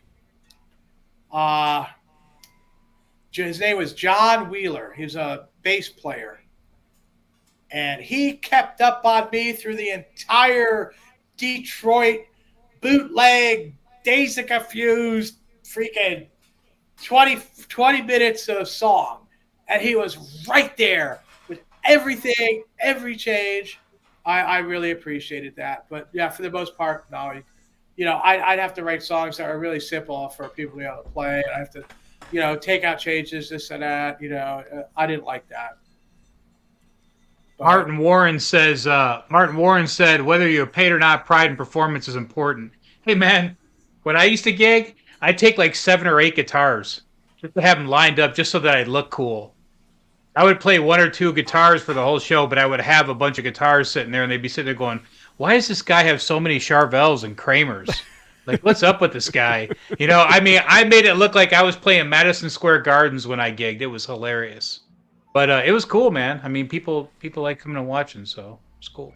Mm-hmm. Yeah, they the guys that like the guitars, they like seeing that stuff on stage. And I'd be afraid of somebody stealing the stuff. We just recently had somebody had. No, I wouldn't worry about that.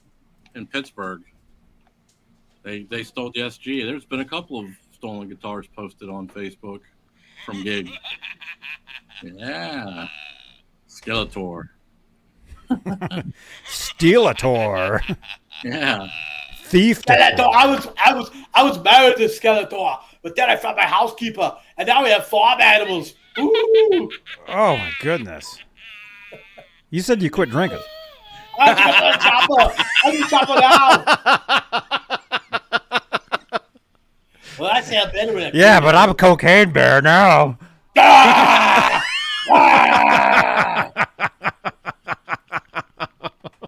Pain Bear. That's hilarious, man. Pain Bear. Jesus. Is that the vintage Jersey Mike cup? Oh no! Are you into Jersey Mikes too? He was drinking the Jersey Mike cup. I don't know. We want to know what's in it. Oh. Yeah, it was iced tea. It's Jersey Mike Daniels. I don't drink at all. Alcohol is repulsive to me. I cannot stand the smell of it. I do not like being around people that are inebriated. That's their problem.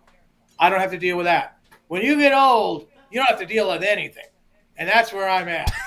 If it's a waste of time, if it's going to stress me, if I'm going to have to put effort into something that's a waste of my time, it's not going to happen.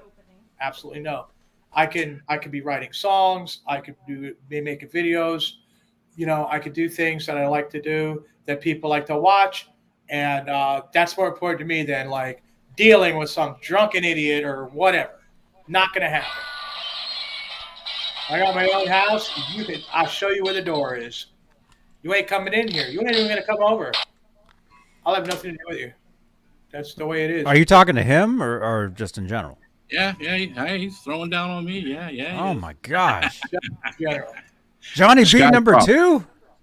I ain't scared. I've been to Jersey before. I was going to play dingbats and stuff like that. I was going to get me a grinder. Ain't no thing. He ain't Italian. He's Irish. I'm Irish. Yeah. Skyprop, we used to play the Electric Banana a lot. Yeah, we played. Yeah. Well, no, we played the Electric Banana to nobody because the Pirates were playing. It was Jamboree in the Hills. Google that. That was you guys. And yeah, Rampage. Nobody. We didn't even get paid. We played one set, and he said, "Yins, get back to wherever you come from. Yins, go. No pay. Get off the stage." Every time we played, it was with either Screamer or Brick Mistress. So, well, they were going to be there the next week, so I think that's where everybody wasn't going to see us.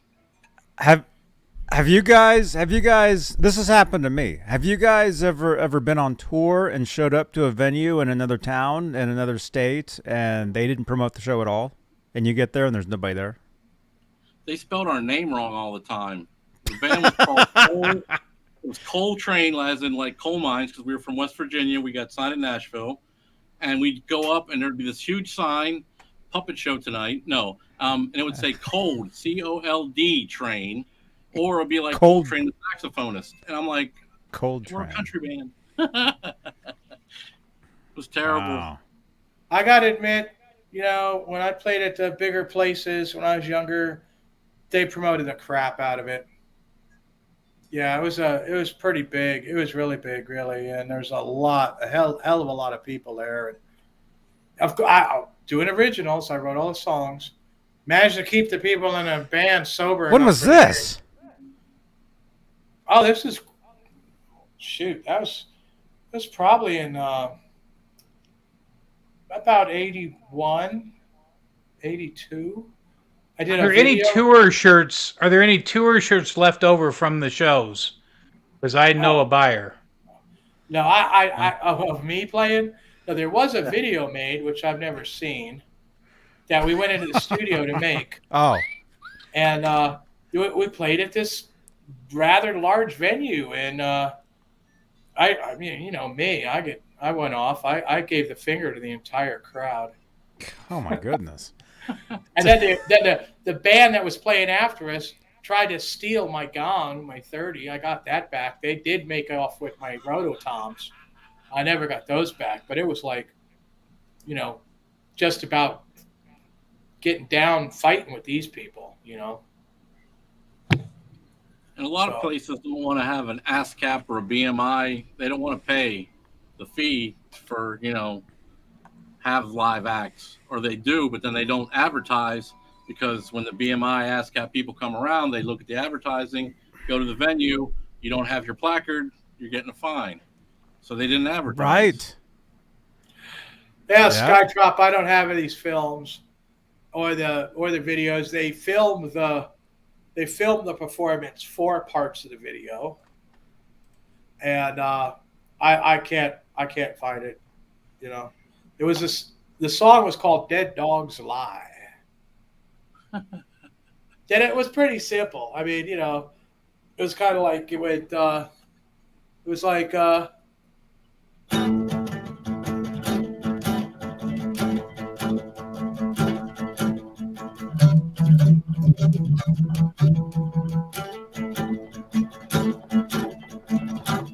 played it on the Gibson 12 string. Had a hell of a time with the guy in the studio. He kept wanting to mix my sound down. I was like, no. Like, take it out, the rough pieces, the feedback. I'm like, no. You know, I didn't go cocaine bear on him, but. Oh my gosh. It was like, the dead dogs lie. Get those dead dogs lie. Like that. Nobody will ever find it, but that was one of the songs I wrote for that band. I wrote a bunch of them. I was just a kid, you know. That's a great title. Well, it was a pretty cool song. I did the Poor Man's Copyright and put the cassette in a package and sent it to myself. And I had the package unopened for years and years. And I finally opened it. I don't know where the tape went. Yeah. Why'd you open it? Because it was like 25 years ago. I was like, well, to ruin it. I did that same thing. The tape is still sealed. I was just like, forget it. You know, I don't care anymore. I don't know where that tape is now. I can't. Any pictures? I don't have pictures of anything, Sky Prop. I don't. Cameras weren't a thing back then, man. The only people that had cameras were like tourists. You know, it was like they'd come to the factory, they all had their camera, click, click, click, click, click, click, and they're like the like security would like grab them and drag them out the door, and they, you know, ruin the film and shit. It was funny. No pictures. Only that guy's supposed to take pictures, you know. Then that guy get like a ass reamed by Edward, you know. Yeah, well, you know. I found this newspaper clipping from the other day. It's from 1989. I know you can't see it that well. It was that was after he was out of the band. He went to his other band, but we were Huntington, West Virginia, Ashland, Kentucky, Morgantown, West Virginia, Bluefield, West Virginia. September through December, we were in New York, New Jersey, Philadelphia, Maryland, Virginia, West Virginia, Kentucky, Ohio, and Illinois. That was supporting Illinois? Illinois, yeah. Illinois. We were Illinois? our first recording. We were after we signed with the record company. I'm gonna try to find a photo. Funny you say Illinois.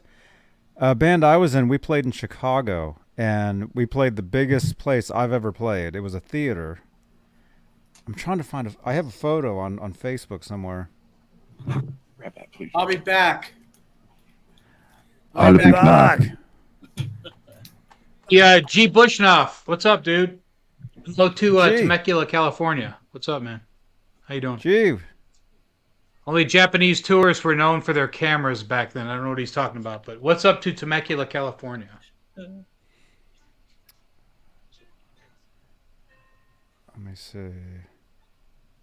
Man, how come this photo's not here? I can show you guys some stuff here. For some reason, that one particular photo isn't here. I'll find it. Is Janice here? If Janice is here, Janice, can you send me a tweet reminding me to find the Chicago theater photo? So 40 Grit, do you have the Rude guitar? No. I got a guy building the Rasta for me right now. Very cool. So those are built at the same time. So they'll be the same 2-inch bodies, the big bodies, and so that Rasta guitar will turn out well because he's doing the Circles guitar first, and then he's going to spray over at Rasta. Yep. So I've got that coming. But the Rude guitar was done at the same time as the Circles guitar, and I don't know. I might have Kyle do me a Rude guitar if he's up to it. I mean, that'd be up to him. So, you know. But hopefully, I mean, what's cool is one day there'll be a Rasta guitar hanging up, and once I got a Rasta guitar hanging up in here, it won't come down. That's a really cool guitar, man. And you don't see too many of those. You know, not too many people have those that are good. You know, good ones, solid, done right. There was somebody I was friends with on Facebook that had one. He had the Circles, Rude, and the Rasta. And I posted it, and he was like, "Hey, those are my guitars." You can't see it. Cool. Oh, well. I want to show that to Martin. You can't see it. Holly, I've got a Circles guitar. I've got an EVH Circles. It's put away now. I put it away.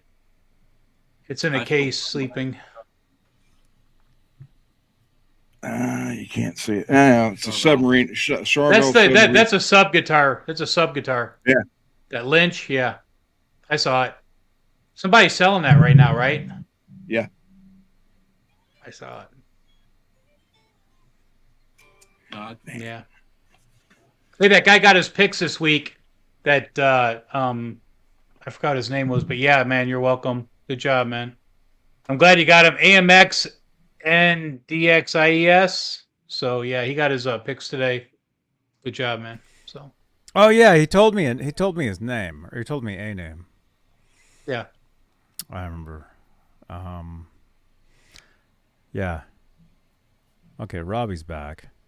And here, I'll show you guys something real quick. You guys, none of you guys have seen a lot of this. Here, since you're talking about old bands and stuff, on Facebook, I have a section where I was in a band called the Mayfire, and we were basically based half in the Bay Area, half in Los Angeles, and we did a national tour that was sponsored by MTV Trace, which is the Spanish MTV station. And let's see. So I've got a bunch of flyers and stuff. This is from Facebook. See if you guys can see this. I think should be there. Yeah, there we go. So there's like some flyers from some shows and things. There's like a whole bunch. I've got a whole bunch of them. Is that Johnny Bean? That is. It does look like Johnny Bean. You guys haven't seen a lot of this stuff. See, is that hat surgically attached to your head? Yes. I'm here, Holly. It is. It is. But see, I'm not kidding. See, there's like the MTV logo and everything. We did an official MTV tour. See, back in 2008. So anyway, so here's a bunch of the photos, and yeah, here's like one of the tours we did. All this. See, we were featured in magazines. Yeah, see, there I am. Oh, there he is, right there. That's me. That's Johnny Bean. See, we were featured on MySpace.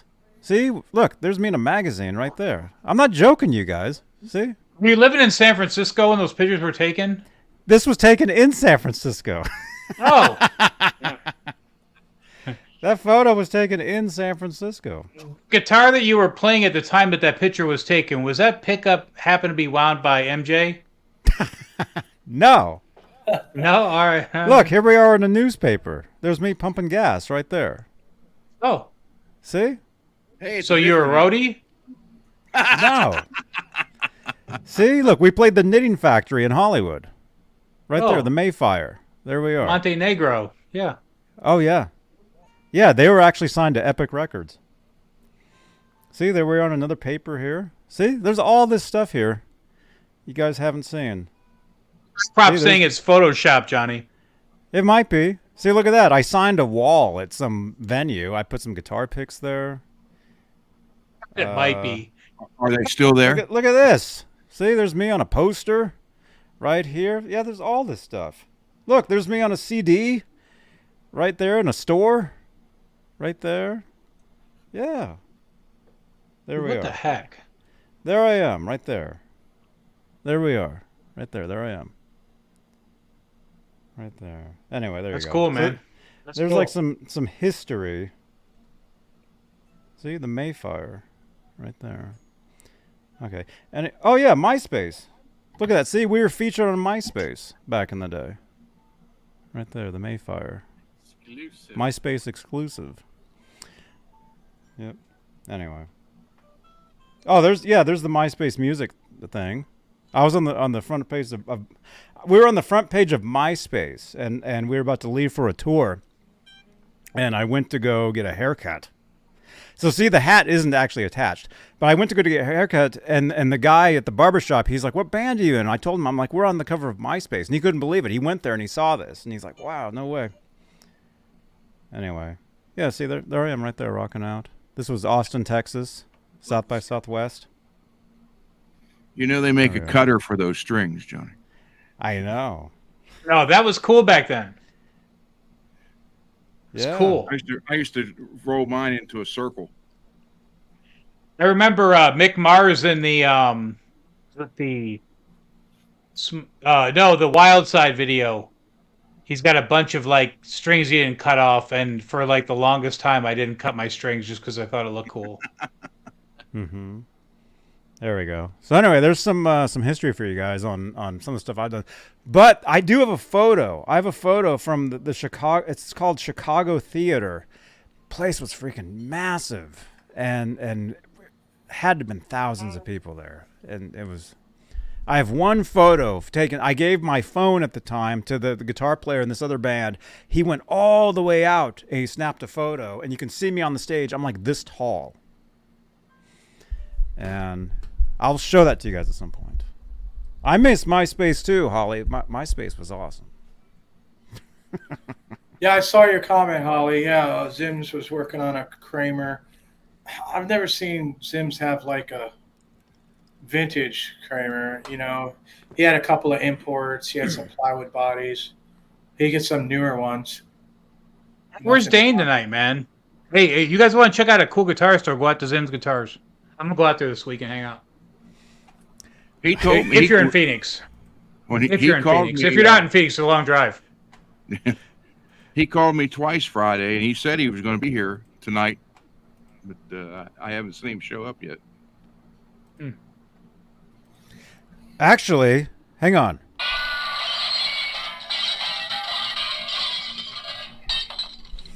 Okay, I'm there. I need some strings. You want some strings from Dane's? Yeah. Okay. Yeah. There you go. There we go. My favorites, man. Should we give away some strings from Dane's Guitars? Absolutely. He's got a bright neon lemon solo to replace that red one hanging on the wall. Oh, man. Okay. We'll give away a set of strings. Oh, yeah, we're doing giveaways, you guys. We'll give away some strings from Dane's Guitars right here, SoCal, California. I will be showing the Jackson next weekend. Oh, right on. It's supposed to be here Tuesday, according to the tracking number. Mm-hmm. I don't know what a Kramer 500 is, Holly. It sounds like an import or something. Oh, the five, those STs. Yeah, those are. That's a striker. No, striker's a plywood guitar. Yeah. You guys want to hear me sing this song? Does it have a gong in it? Don't worry about it. Forget it. Does it have a gong in it? No. Oh. He's never heard your gong, Robbie. You've never heard the gong? No. Oh, well. Huh. We'll have to do something about that. You don't want him to play the Sabian, so go ahead. Can we get a Sabian Peisty duet? You got two of them. No, I ain't gonna do that. Yeah, no, we can't do. I'm gonna ring it if you're gonna trash it. I'm not. Go ahead. You know, I'll tell you what. All right.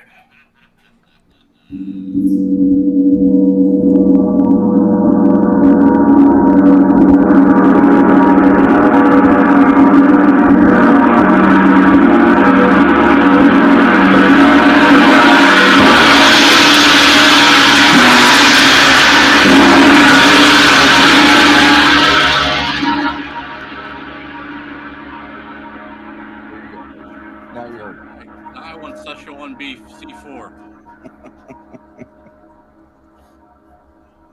Thank you, Robbie. That was awesome. Nice technique. Oh, you're welcome, man. I'm not being smart. Like I like drummers. I think drummers are great. So auxiliary percussion is the best. It's so much fun.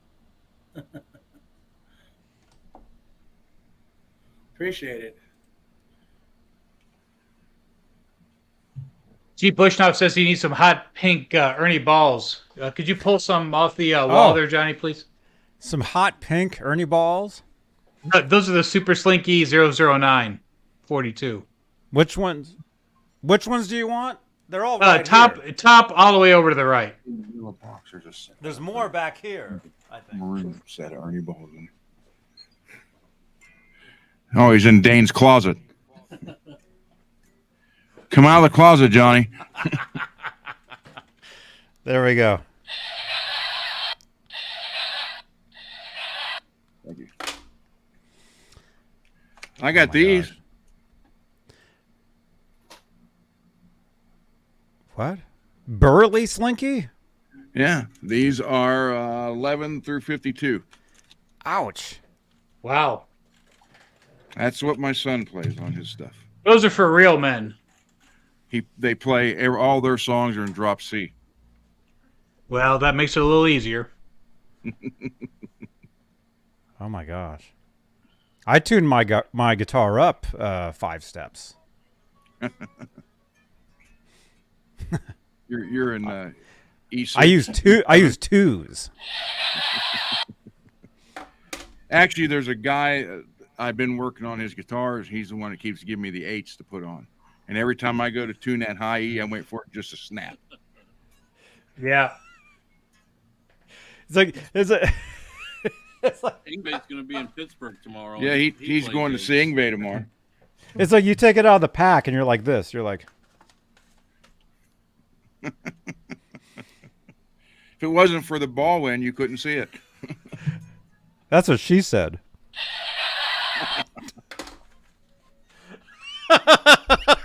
No, I do. Seriously, you start tightening that up, and you're just waiting for it to snap. And I don't know why he plays those. Yeah, where's Dane at tonight? Put 8s. Where is Dane? Let me go downstairs and look.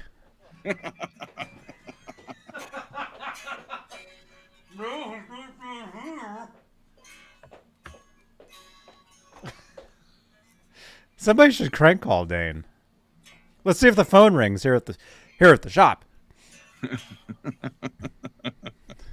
Martin, thanks for coming by, man. Appreciate it. Thanks for your input tonight. Pleasure having you on, man. Have a good night. Yeah. Be good, Martin. Thank you, Praying Martin. for you, man. You hang in there, man. Seriously, praying for you, man. Yes. All the best, man. Wow. Let's see. So what? So you're saying Dane was going to be in the Yeah, he told me he called. Well, I think he called me 3 times total.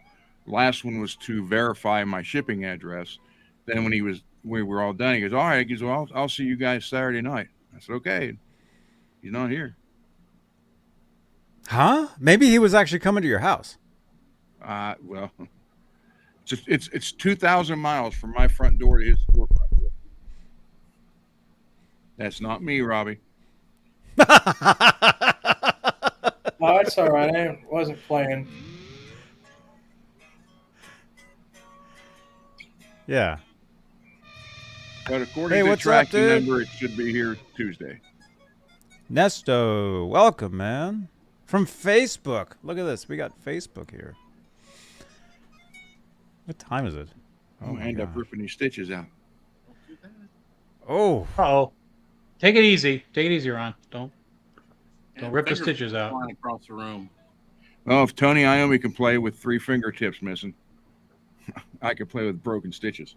He has 3 fingertips missing? Yeah, they're like a prosthetic tips he puts 2? on. These 2.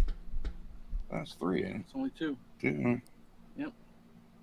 Yeah, the last day he was working, he came home for lunch because he still lived with his parents at the time. He was working at a stamping plant in Birmingham. They had just got signed and were getting ready to go in the studio. And he told his mom, "I'm not going back after, I'm done." She goes, "No, you need to go finish your shift." And he got back and they put him on a set of shears. And the first step of the thing, he took the tip of his 2 fingers off. Oh my gosh. So he ended up like, he used to like get leather and try to glue it to his fingertips and play. So the whole time he's been since Black Sabbath, he's tips aren't there. He puts like a thimble tip on or something when he plays. Yeah, where but he's got better control. Like a fingernail carved into it, so it looks. Yeah, they're like purplish He's helped color. Make prosthetics. He's improved prosthetics for fingers and fingertips. He was a big part of that. Plus, they then tuned down, which made it easier for Ozzy to sing and easier for him to play the guitar. And first heavy metal. Heavy metal. I turn into Rob Halford when I say heavy metal. Heavy metal. Judas Priest plays heavy metal. It's metal, like a toll road. Yeah, Tony was Robbie 40. Love you boys. Love you guys. But Tony was my man. Black Sabbath just crushed. They were. Yeah, everybody's got their hero, man. I mean, that's the way it goes, right? That's what makes the world go round. At least Rob Halford wasn't your man. Wow.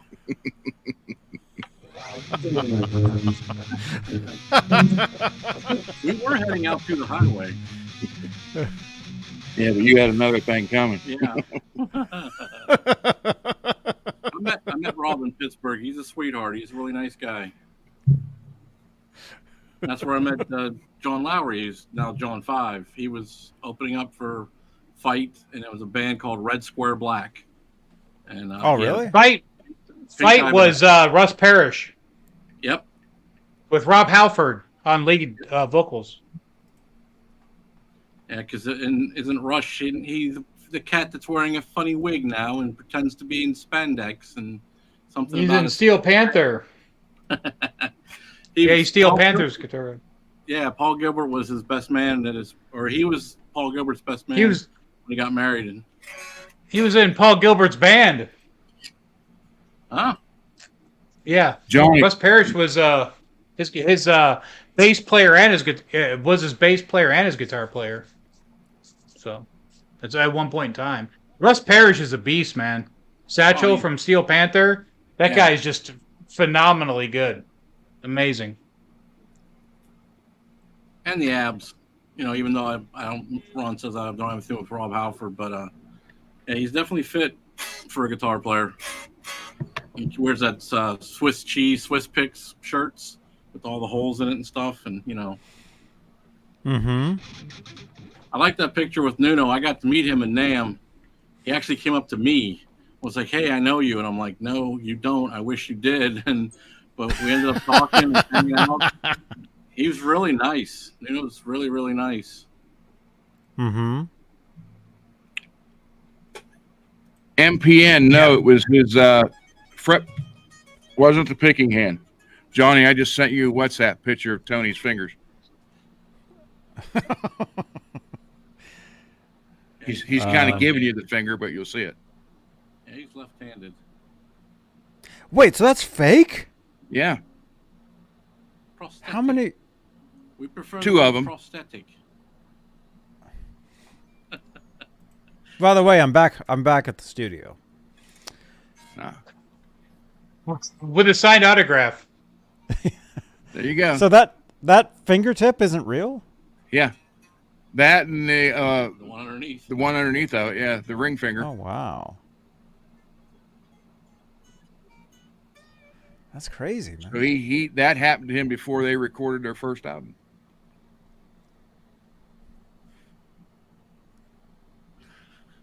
Oh, Where's is it Robbie? time? Is it time? What? Oh, you're showing that picture. I was getting ready. Are you gonna play? I'd like to. I think he was going to sign autographs. I haven't got the okay on that. What, is Lori here? Call Lori. Wake Lori's her up. Lori's not gonna make it, man. She's tired and she's working on music. He's working. She's at work? Well, she's working on music at her house. It's 1:30 in the morning there, Robbie. She's probably sleeping. I hope she is. I guess I could kind of check.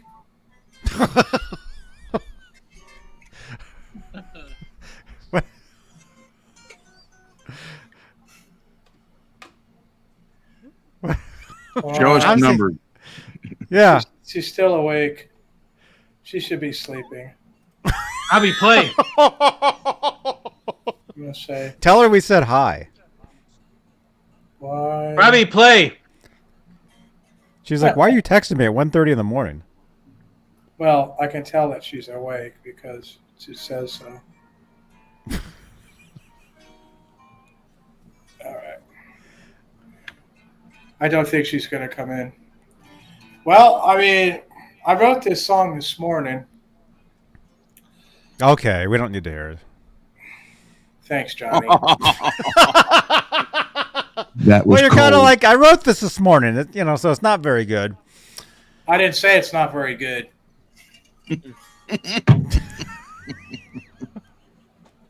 My playing may put her to sleep. Oh no. Who said that? Sky Pop. Well, Janice is awake. I'm awake at that time. Sing it for Janice. Janice is For the here. next 10 minutes. Sing it for my intern.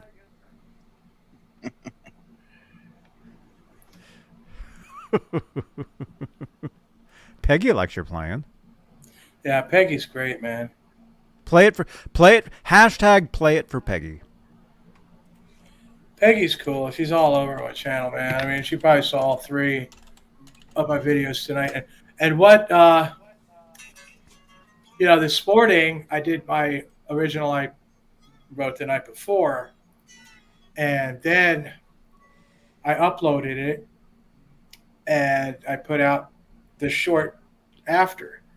And then after I did that, I did the cover of Total Eclipse of the Heart. And I uploaded that right away. And what that did is it messed up how many shorts I could put between music videos. And I said, well, I could put another short out here, but it's not going to work unless I had another song. And that's when I wrote the blues song that I played on that experimental grail with the reverse headstock. That was pretty popular too. That went over rather well. Robbie, people in the chat want to hear you play it. All right. Let me get this back up here. Thank you. I will mute the. All right. Yeah, and he left. He's gone. No, he's just getting another beer. Well, because he's getting ready to listen to your song. Thanks again, Johnny. I didn't say Sabian.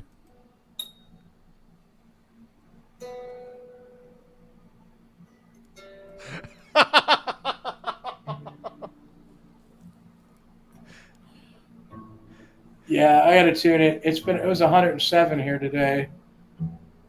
Not as bad as Holly. Holly's was 108. All right, so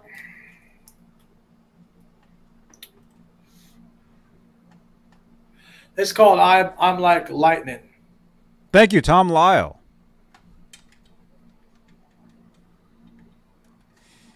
And now, all the way from Norman, Oklahoma, Robbie Stingle with his latest hit.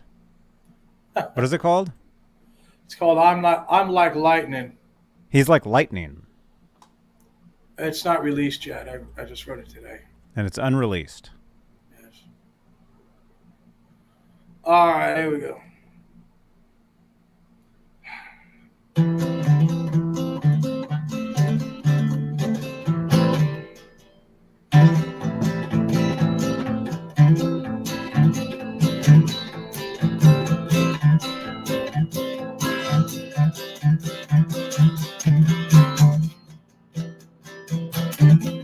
All right, let's get it going. Come on.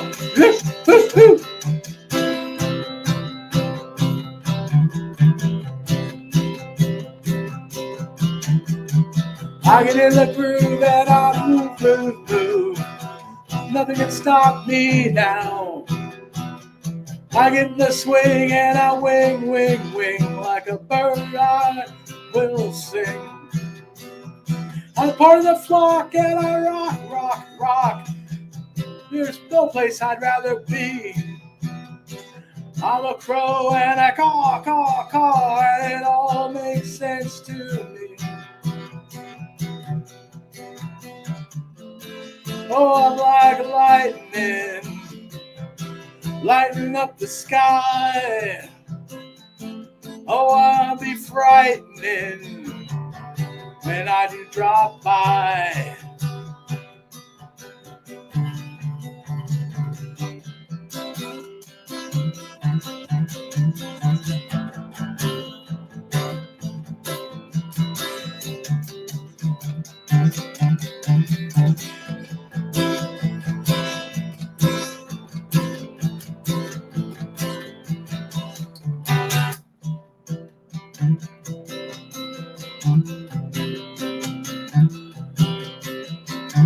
I'm spinning fast, going round and round, turning round like a top.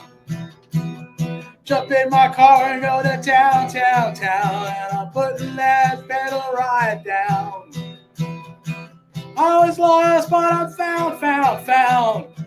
Finally found my way. Got my dog, he's a hound, and he sure does love to play. Oh, I'm like lightning, lighting up the sky. Oh, I can be frightening when I drop on by. Oh, I'm like lightning, lighting up the sky. Oh, I can be frightening when I do drop on by.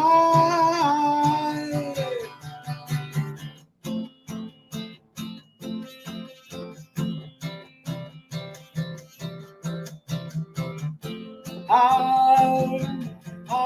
like it, lighting up the sky. I like it, lighting up the sky. Oh, lightning, lighting up the skies. Oh, I like lightning, lighting up the sky. Oh, I can be frightened when I drop on by. Yeah.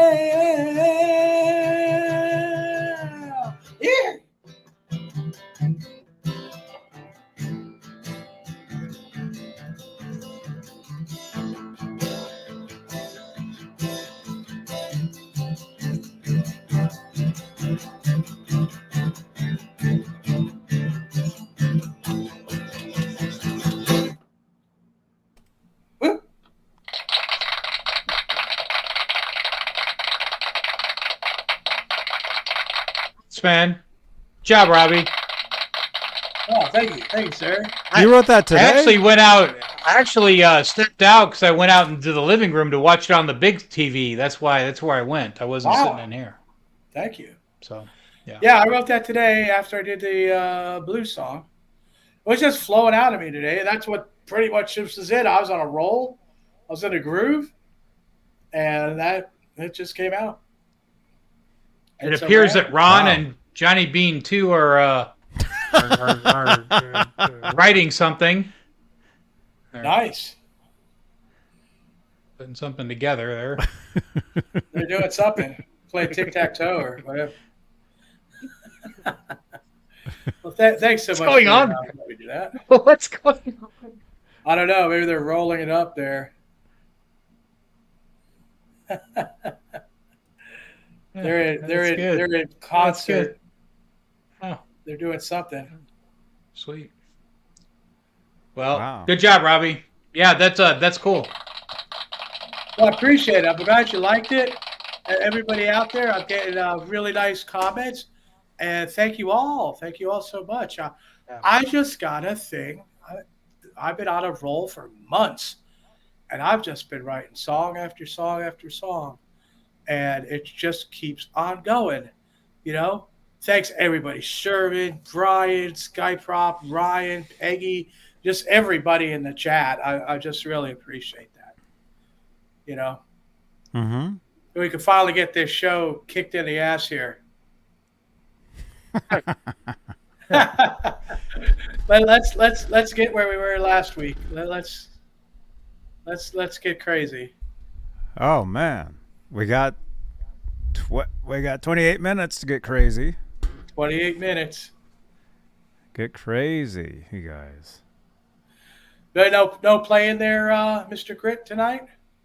I don't know what this damn thing's working. I don't know. Hey, it's unimportant. Last week, I got to plug in a little bit, and people know that I can play a little bit, and that's all that really matters. I'm not here to cut heads tonight.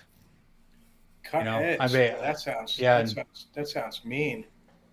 You've never seen Crossroads?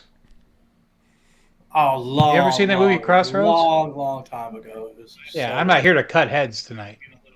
Who was the guitar player in that movie? Who was that, Johnny? Steve Vai. Johnny. Hey, Johnny. I'm over here. I'm over here. Over here, Johnny. Hey, Johnny. How you doing? This is Steve. It was Steve. Sweet. Steve. There he is. And Jack Ralph Butler Macchio. right there. Yeah. Little guitar player named Jack Butler. You're gonna like my boy Jack Butler. You ever played electric tonight, Mr. Grit? Mm. You gonna leave that to me? Honey, yeah. I'll just leave it to you tonight. He was gonna play cymbals. I just happen to have a electric guitar here. Sabians.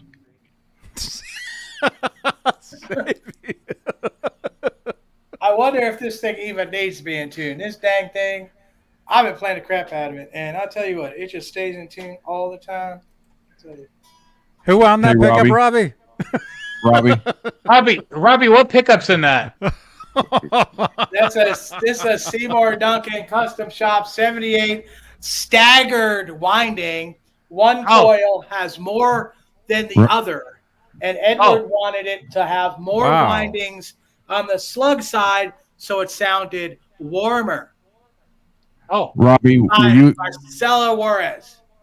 Oh, it was wound by who? Marcelo Juarez. Who did she work for? Seymour Duncan.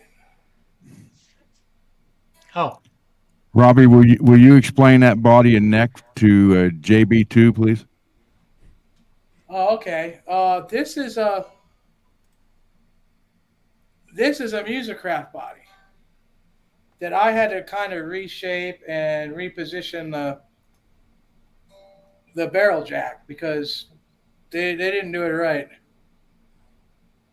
And the neck is from Adam at FU Tone. Hey now, Adam Reaver, fu-tone.com, my less crappier promo reel for Johnny Bean TV. You're watching Johnny Bean TV. Check it out.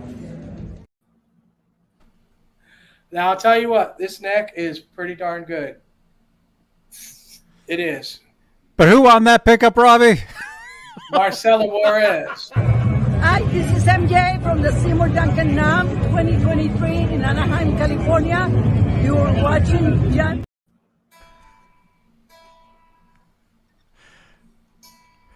You guys are crazy. Robbie's not even paying attention. He's just tuning up. Yeah, I mean, I guess the temperature changed. There's something. Maybe strings are just getting old. There was a discussion in another channel about, do your strings usually go sharp or flat? And I'm like, well, on my Alvarez, I change them every 2 weeks, so it depends what day it is. You know, nobody changes their strings every 2 weeks. But I play the dang thing 4 times a day. You know, it's kind of a necessity. This has the same strings from when I built her, so these are probably going to have to get changed pretty soon. I'm figuring.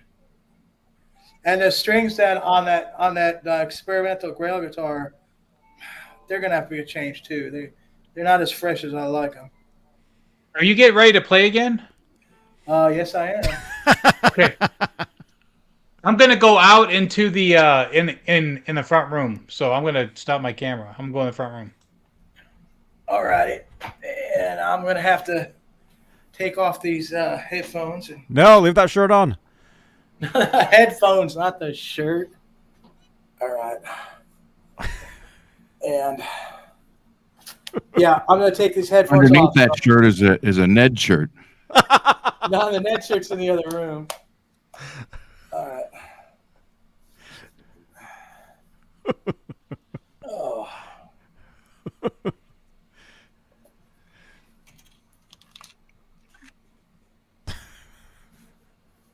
Oh.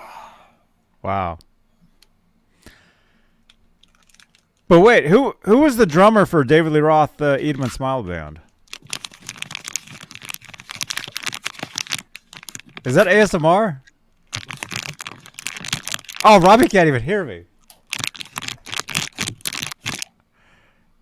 Is that a bag of chips? All right, you guys, I'm going to ask you to mute while I'm playing, if it's possible. Mute what? Let me reposition this camera too. Everybody at home, mute your videos. Thanks again, Johnny. All right, here we go.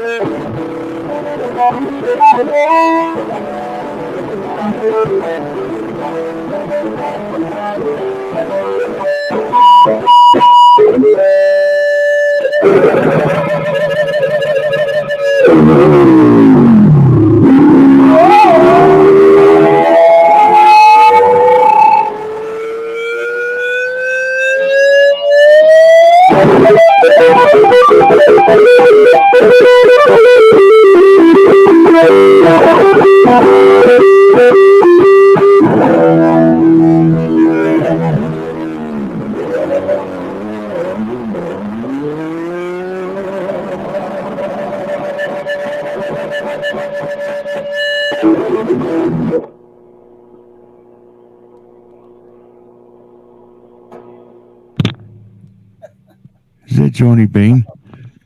Oh.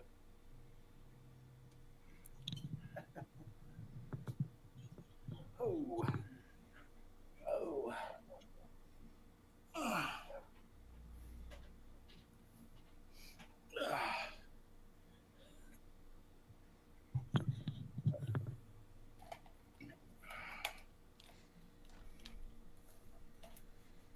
Thank you, Robbie. Well, I hope that beat the response time. Not Oh, hearing yeah. anything. I hear any knocking. The lady next door says a lake. Did you say the lady The next lake? door is in the lake? She's at the lake. Robbie. Did you throw her in the lake? Did you throw her in the hello pond? with the shims? Hello with the shims? Only the striker guitars go in there. The Chinese Epiphones. The lady next door is in the lake. Dude, that's horrible, man. She is at the lake.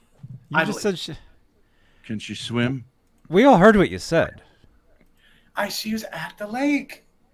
You She's said in at the lake. No, I said at the lake. You said in the lake. Oh, I love to play. I guess you guys could see that. It's rather obvious. Yeah, man. Well, again, thank you, Robbie. Thanks. That pickup sounds fantastic. That's one by MJ, right? Yes, it is. Michael Jackson. I love it for just a tube amp with no solid state preamps. You know, it's just a sound I was looking for to sound like my old 100-watt Plexi without being 100-watt Plexi loud, you know. And of course, when I was playing out of that Plexi, they didn't have, wax potted pickups either. So that was Look at Robbie wiping his guitar down when he gets done work, like playing it. I used to do that too. Oh yeah, I want to keep her nice, even if she ain't the real deal. I'm in love with this thing. I mean, you can see that. You see how skinny it is. It ain't bulgy on the bottom, and then that barrel jack's in the right place. You know, I kind of like the rather squarish edges to it, which are technically wrong, but I kind of like that. This guitar, Dang, man, it plays really good. It's a good tooth guitar, and I can play fast on it. And, Dude, you know, speaking of a great guitar, man, I had to order the poster signed by Robbie playing the guitar with the tooth, man. Oh, you got a new one? So yeah, I got the poster as well. I didn't know there was. So- Enlarge. Let's see that. Enlarge it. I've got the. There it is. Can you blow that up so we can see it? Well, Awesome. Don't get many pictures of me playing guitar with my teeth. You'd think there'd be more. Oh, yeah. Love it. Oh, I love that. That's great, man. Suitable for framing. suitable for your door. Signed. He really loves that pickup. Yeah, who won that pickup? Marcella Warren. Hi, this is MJ from the Seymour Duncan NAM 2023 in Anaheim, California. You're watching Johnny B. Johnny B. Johnny B. Okay? Thanks for all your support. I think another important. Every guitar has a floater. The experimental grader, the experimental. Hang on, man. The experimental grail's a floater. This thing is technically touching the body. Now, oh yeah, it's not touching by much, but it is. It's touching, and I love it. Just like that scary pickup height that gives me that feedback right when I want it. I mean, you saw it. I position it and it's there and it splits. I don't have any guitar that does feedback like this. Now I got good feedback today on that white one, but it's not like super aggressive like this. This is just barely not out of control. I love it. And of course I haven't put that cover on yet. Nope. I got the plastic, but I'm just like, I don't know. I kind of like the way it looks. when I do the videos. You can see it when I play on my team. Like, well, people know which guitar it is. They're get confused, Mm-hmm. But yeah, man, I've had this in the very guitar confusing. stand ever since I built it. It's been in the guitar stand. It's the only one I've had out in the air, and yeah, like I'm gonna have to change the strings, but they're still going pretty good. Robbie, will you explain the other one that you with the Eddie's parts for JB2? Oh, well, damn, I'd have to go get it. What do you think? You guys want me to go get that one to show off? Through what? You guys want me to go get that one to show off again?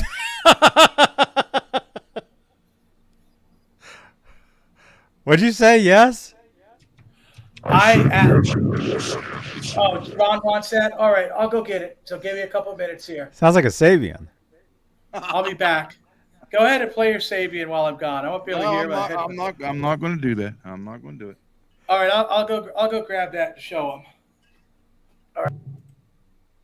I would have to warm it up and everything, and I don't want to do that. Are you doing a giveaway tonight, Johnny? Are you giving away something? I think we are. Robbie's guitar. He's going to go get it now. Oh, yeah. Oh, he can't hear you, though. He can't hear that. Well, if we yell loud enough, maybe he can hear us. We're giving... Ron got a free Swiss pick tonight, so... Oh, no way. No, I didn't. Cool, man. Pink ones, the green ones, the black ones, the purple ones, which are Jason Becker's. My favorite are the ones that glow in the dark. Wait, who's are the blue ones? The blue, yeah, the blue ones and the purple ones are for Jason Becker. Hit it. All right, Johnny Bean hanging out with Big Pimp Jason Becker. Hello, Jason. This is This going on Facebook. With your all right. permission. Damn, Jason's so goddamn handsome. Look at him. All right, all right. And there's Mike pimping Barney over here, and then Dan, just goddamn it, sexy. Too fucking sexy. And of course me. Didn't you go to Costa Rica? There it is. That's the hat you need. The one that Dave has? Yeah. The one my friend Dave has? Yeah. Yep. I'll have to get one. Yeah.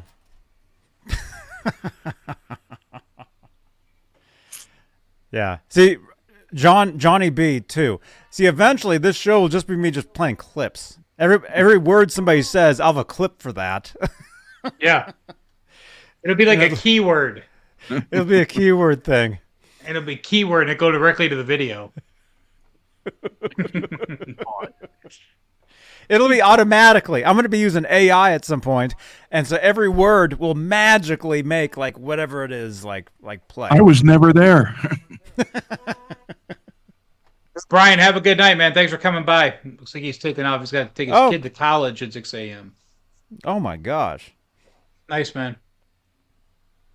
At 6 a.m. is about 4 hours for us. Yeah. Yeah. That'll be 24 hours I've been up because I have to go to work today. I hear you. Oh no. Yeah. See how important you are? He's doing that. Wow, and no dude. alcohol, no drugs, just rock and roll, baby. And the love of Johnny Bean, who knows everything about EVH. Oh, dude, say that again, man. We get closer to the microphone. Say it slower for the people in the back. Johnny Bean. Everything, always, knowledge, EVH. I knew you'd screw that up again. Well, the first take was the best take. We're clipping that, man. That's going to be clipped. Dude, thank you. Janice, send him a tweet to clip that, please. Yeah.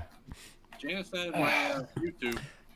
That's right. Yeah, Janice subscribed to his channel. Oh man, Ron, I can't believe you said that about Robbie, man. I mean, that if he had heard. Oh. I said he's got a great guitar. You're the one that said it's not. I'm sorry it took so long. Zora wanted some water. I've got the door closed. There's an air conditioner in that room. Okay. And Robbie, right. I did not play the Sabian. Yeah. No Sabians were played while you were gone, Robbie. Yeah, no synthesized gong sounds were harmed. But if you say the keyword Johnny Bean. Yes. Oh, wait. Let me check something. Let me check. I got something I got to check here. Uh-oh. Is she asleep yet? If Lori woke up. Man. Well, on 2 o'clock Messenger in the it morning? says that the light is green. That means she must be looking at my message. She read the message while you're sleeping. She read it. I hope she went to sleep. And then how come I'm unfriended all of a sudden? All right, we'll give you a rundown here. Johnny B2. All right, this guitar is a 1982 Pacer Special with a 2 1/4-inch neck pocket. This was the same batch of bodies we used to build Edwards guitars. And made out of poplar. It's routed for a Rockinger. You can see how big the route is. Edwards guitars were routed for a Rockinger. This has a Hansen bridge. This bridge is stamped steel and bent before chroming. It is not a cast. It's one piece of steel that's bent to shape. One of the last ones that Hansen made. You can tell because it has the brass string blocks in it. What does it say on it? It doesn't say nothing. Oh, it says Floyd Rose on it. Yeah, it does say Floyd Rose. Okay. And on the back, you can see there is a ground wire. Oh, wait. And the ground wire is thicker than the usual ones. Okay. I relocated the position of the ground wire because originally it ran further back. This way it was a little more direct. As you can see, this body has the really thin horn up top. It's a little more slender, and does not have that hump. There's no chubbiness on the bottom. Okay, Chubbiness on the bottom. And of course, you got your barrel jack in the proper position, not straight down.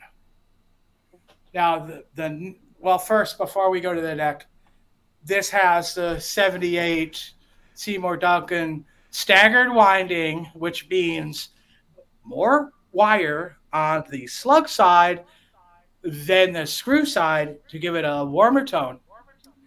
And custom shop, wax potted, short legs, wound by Marcelo Juarez. Hi, this is MJ from the Seymour Duncan NAM 2023 in Anaheim, California. You're watching Johnny B. Johnny B. Johnny B. Okay? Thanks for all your support. And, of course, you got your MXR knob on there.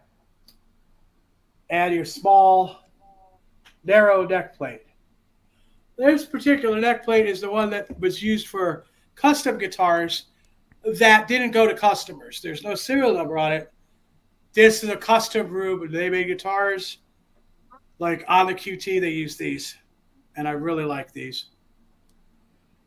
Now, this neck is a 1979 ESP Banana. Okay? Before they had Floyd Roses. They were making these necks, and they were selling them to J Frog. Okay? This is probably a J Frog neck. I had to drill and shelf this for the nut.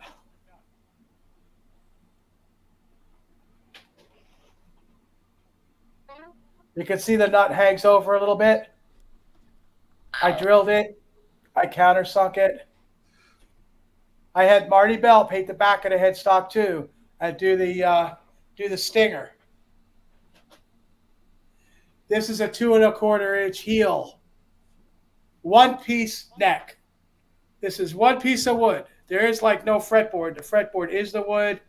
It has a skunk stripe, and it's a one piece Banana from 1979. At the end of 79, at the beginning of 80, they went to 2 3/16 necks. And the bodies also changed at the Kramer factory.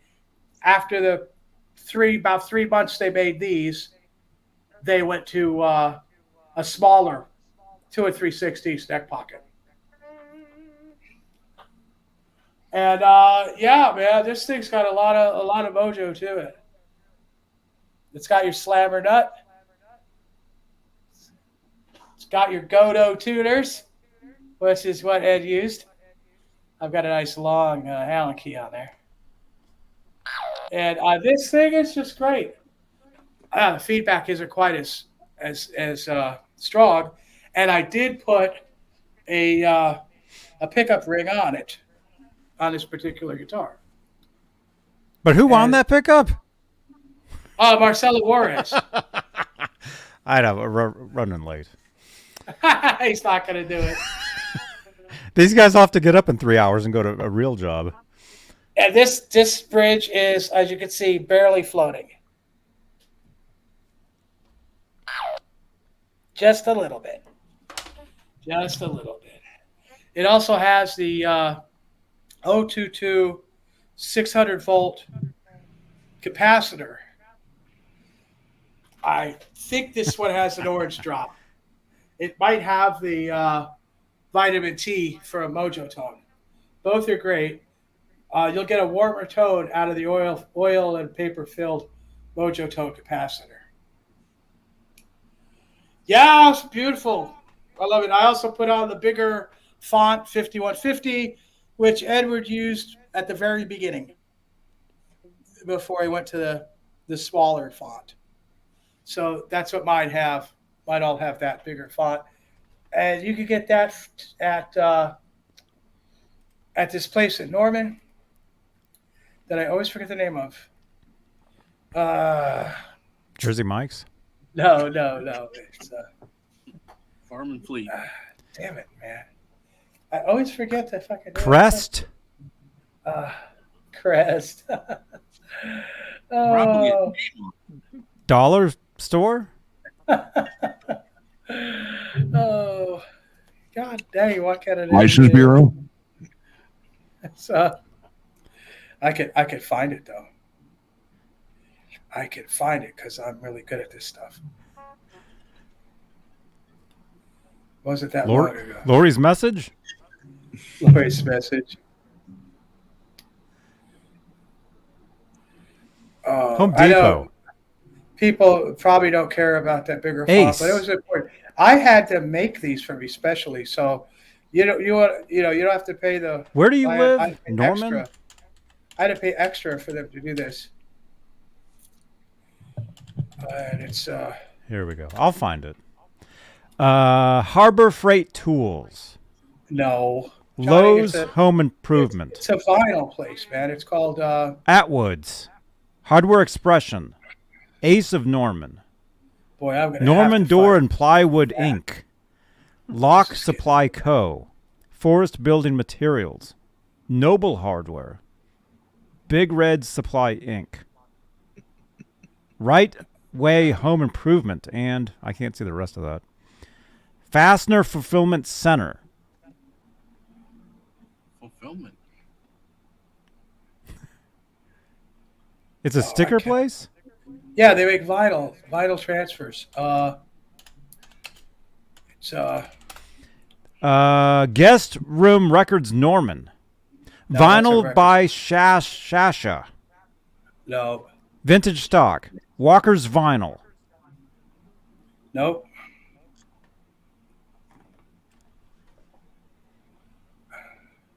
Damn, why can't I remember that? Now I really got a mind block Look on up it. custom decals. They do vinyl. They do all kinds of signs. Staples. Sublime Signs LLC. Stellar No. Signs of Oklahoma. Joe Decker Signs. Fast Signs. Image 360. That's it. Image 360. Image That's the place. 360. Well, there it is. Johnny found it. On 231 East Robinson Street. And they open at 8:30 a.m. on Monday. They have this design already done, so I had to pay extra to have it made. But they made me 3 sets because it was my birthday. They gave me an extra set. So I have one on this guitar. I have one based on the 1982 guitar. That's the poplar body that's glued together by Paul Unkert. And then this new one that I did that I was just playing tonight. They all have that bigger font. You get the numbers and 2 stars. You know, I wasn't really into like the really right when it came out of the factory kind of thing. You know, I'm not interested in like years later.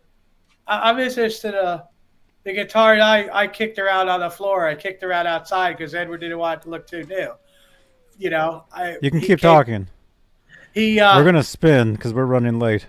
he said, you know, back bow this neck and dress it because he took it right from Billy Connolly's, you know, room and went into the assembly and he took a power drill and he just pulled those bolts right out of the neck. He didn't even detune it. The guitar goes bling like this, Oh my and he's gosh. like ripping the strings off it. You know, Speaking of strings, we're giving away a set of strings tonight. Keep and talking. He goes into the room and he tells me, backbone the shit out of this, sand the crap out of it, and then steel wool the living shit out of it. And that's what I did. And I keep doing it. Tom Lyle, you're the winner for a set of strings. You win. Tom Lyle, D'Addario Strings. From Stolen Zim's Guitars. Stolen from Dane's Guitars. Oh, it's working. All right, text me, Tom. Text me, Tom. 415-952-3263. Number down below. Is Lori awake? I don't know. Let me check. Let me check. Oh, come on, man. Leave her alone. She's sleeping. Well, I'm not actually, you know, on it. Yeah, I don't know. She's still doing something. Ron's checking now. She says, I wish Robbie had quit checking up on me. Oh no. It just says the Facebook Messenger says if you're active or not. And that's Wait a minute. If you're active, that means you're on the. Wait a minute, Robbie. Some people forget. Everybody. All right. I'm starting to feel bad because 40 Grit has to get up. Johnny B number 2 will be awake for 48 hours in like 3 minutes. Wow. Are you sleeping over there, Johnny B number 2? You have to drive home? No way. I'll probably wake up early, start practicing. It is early. You know, because you can't meet Ingve and not practice. You know, you gotta get your. You're meeting Ingve tomorrow? Yeah, at Jurgles in Pittsburgh. Jurgles? There you go, Sky Prop. Jurgles in Pittsburgh. Jurgles. Jurgles. Jurgles? Yeah, the Iron Maidens were there. Uh-huh. Firehouse played there. Woo. There's all kind of people there. Wow. Bullet Boys. Very cool. It's a small venue. It's very nice, though. They had really cold beer and expensive burgers. That sounds delicious right now. Thank you, channel members. We love all of you. See you guys next week. Yes. Be good, everybody. Be good. Thank you, everyone. Be good. I said so. Elliot. Elliot. Be good. Oh no! Phone, Lori. Oh my god! Oh my god! Wasn't Maybe Elliot nice. on? Yeah, Wasn't Elliot on Law and Order? I don't know. Phone Lori. Oh Lori. Oh my god. All right, good night. Save these. Yeah. See you. See you guys next week. Later, everybody. Oh, Majestic. Later. Yes, we're going over to Twitch. It's Twitch time for GTA. We're going over there. Sorry, Ron Gutter. One of these days we'll be doing Modern Warfare. Call of Duty. One of these days we'll be doing Modern Warfare 2. Although all right. it's coming out now, so. Gongs of New York. All right. Janice says all our gerbils are gone. Escape from El Gong. All right. You guys rock. Later, everybody. Goodbye. See you guys later. Goodbye. Hey, this is Billy Sheehan. You're watching Johnny Bean TV. Okay, ready? Ready. Hola, amigos. This is your bass player, Billy Sheehan. You're watching me right here on my dear friend, John. It went away. Oh, no. Johnny Bean.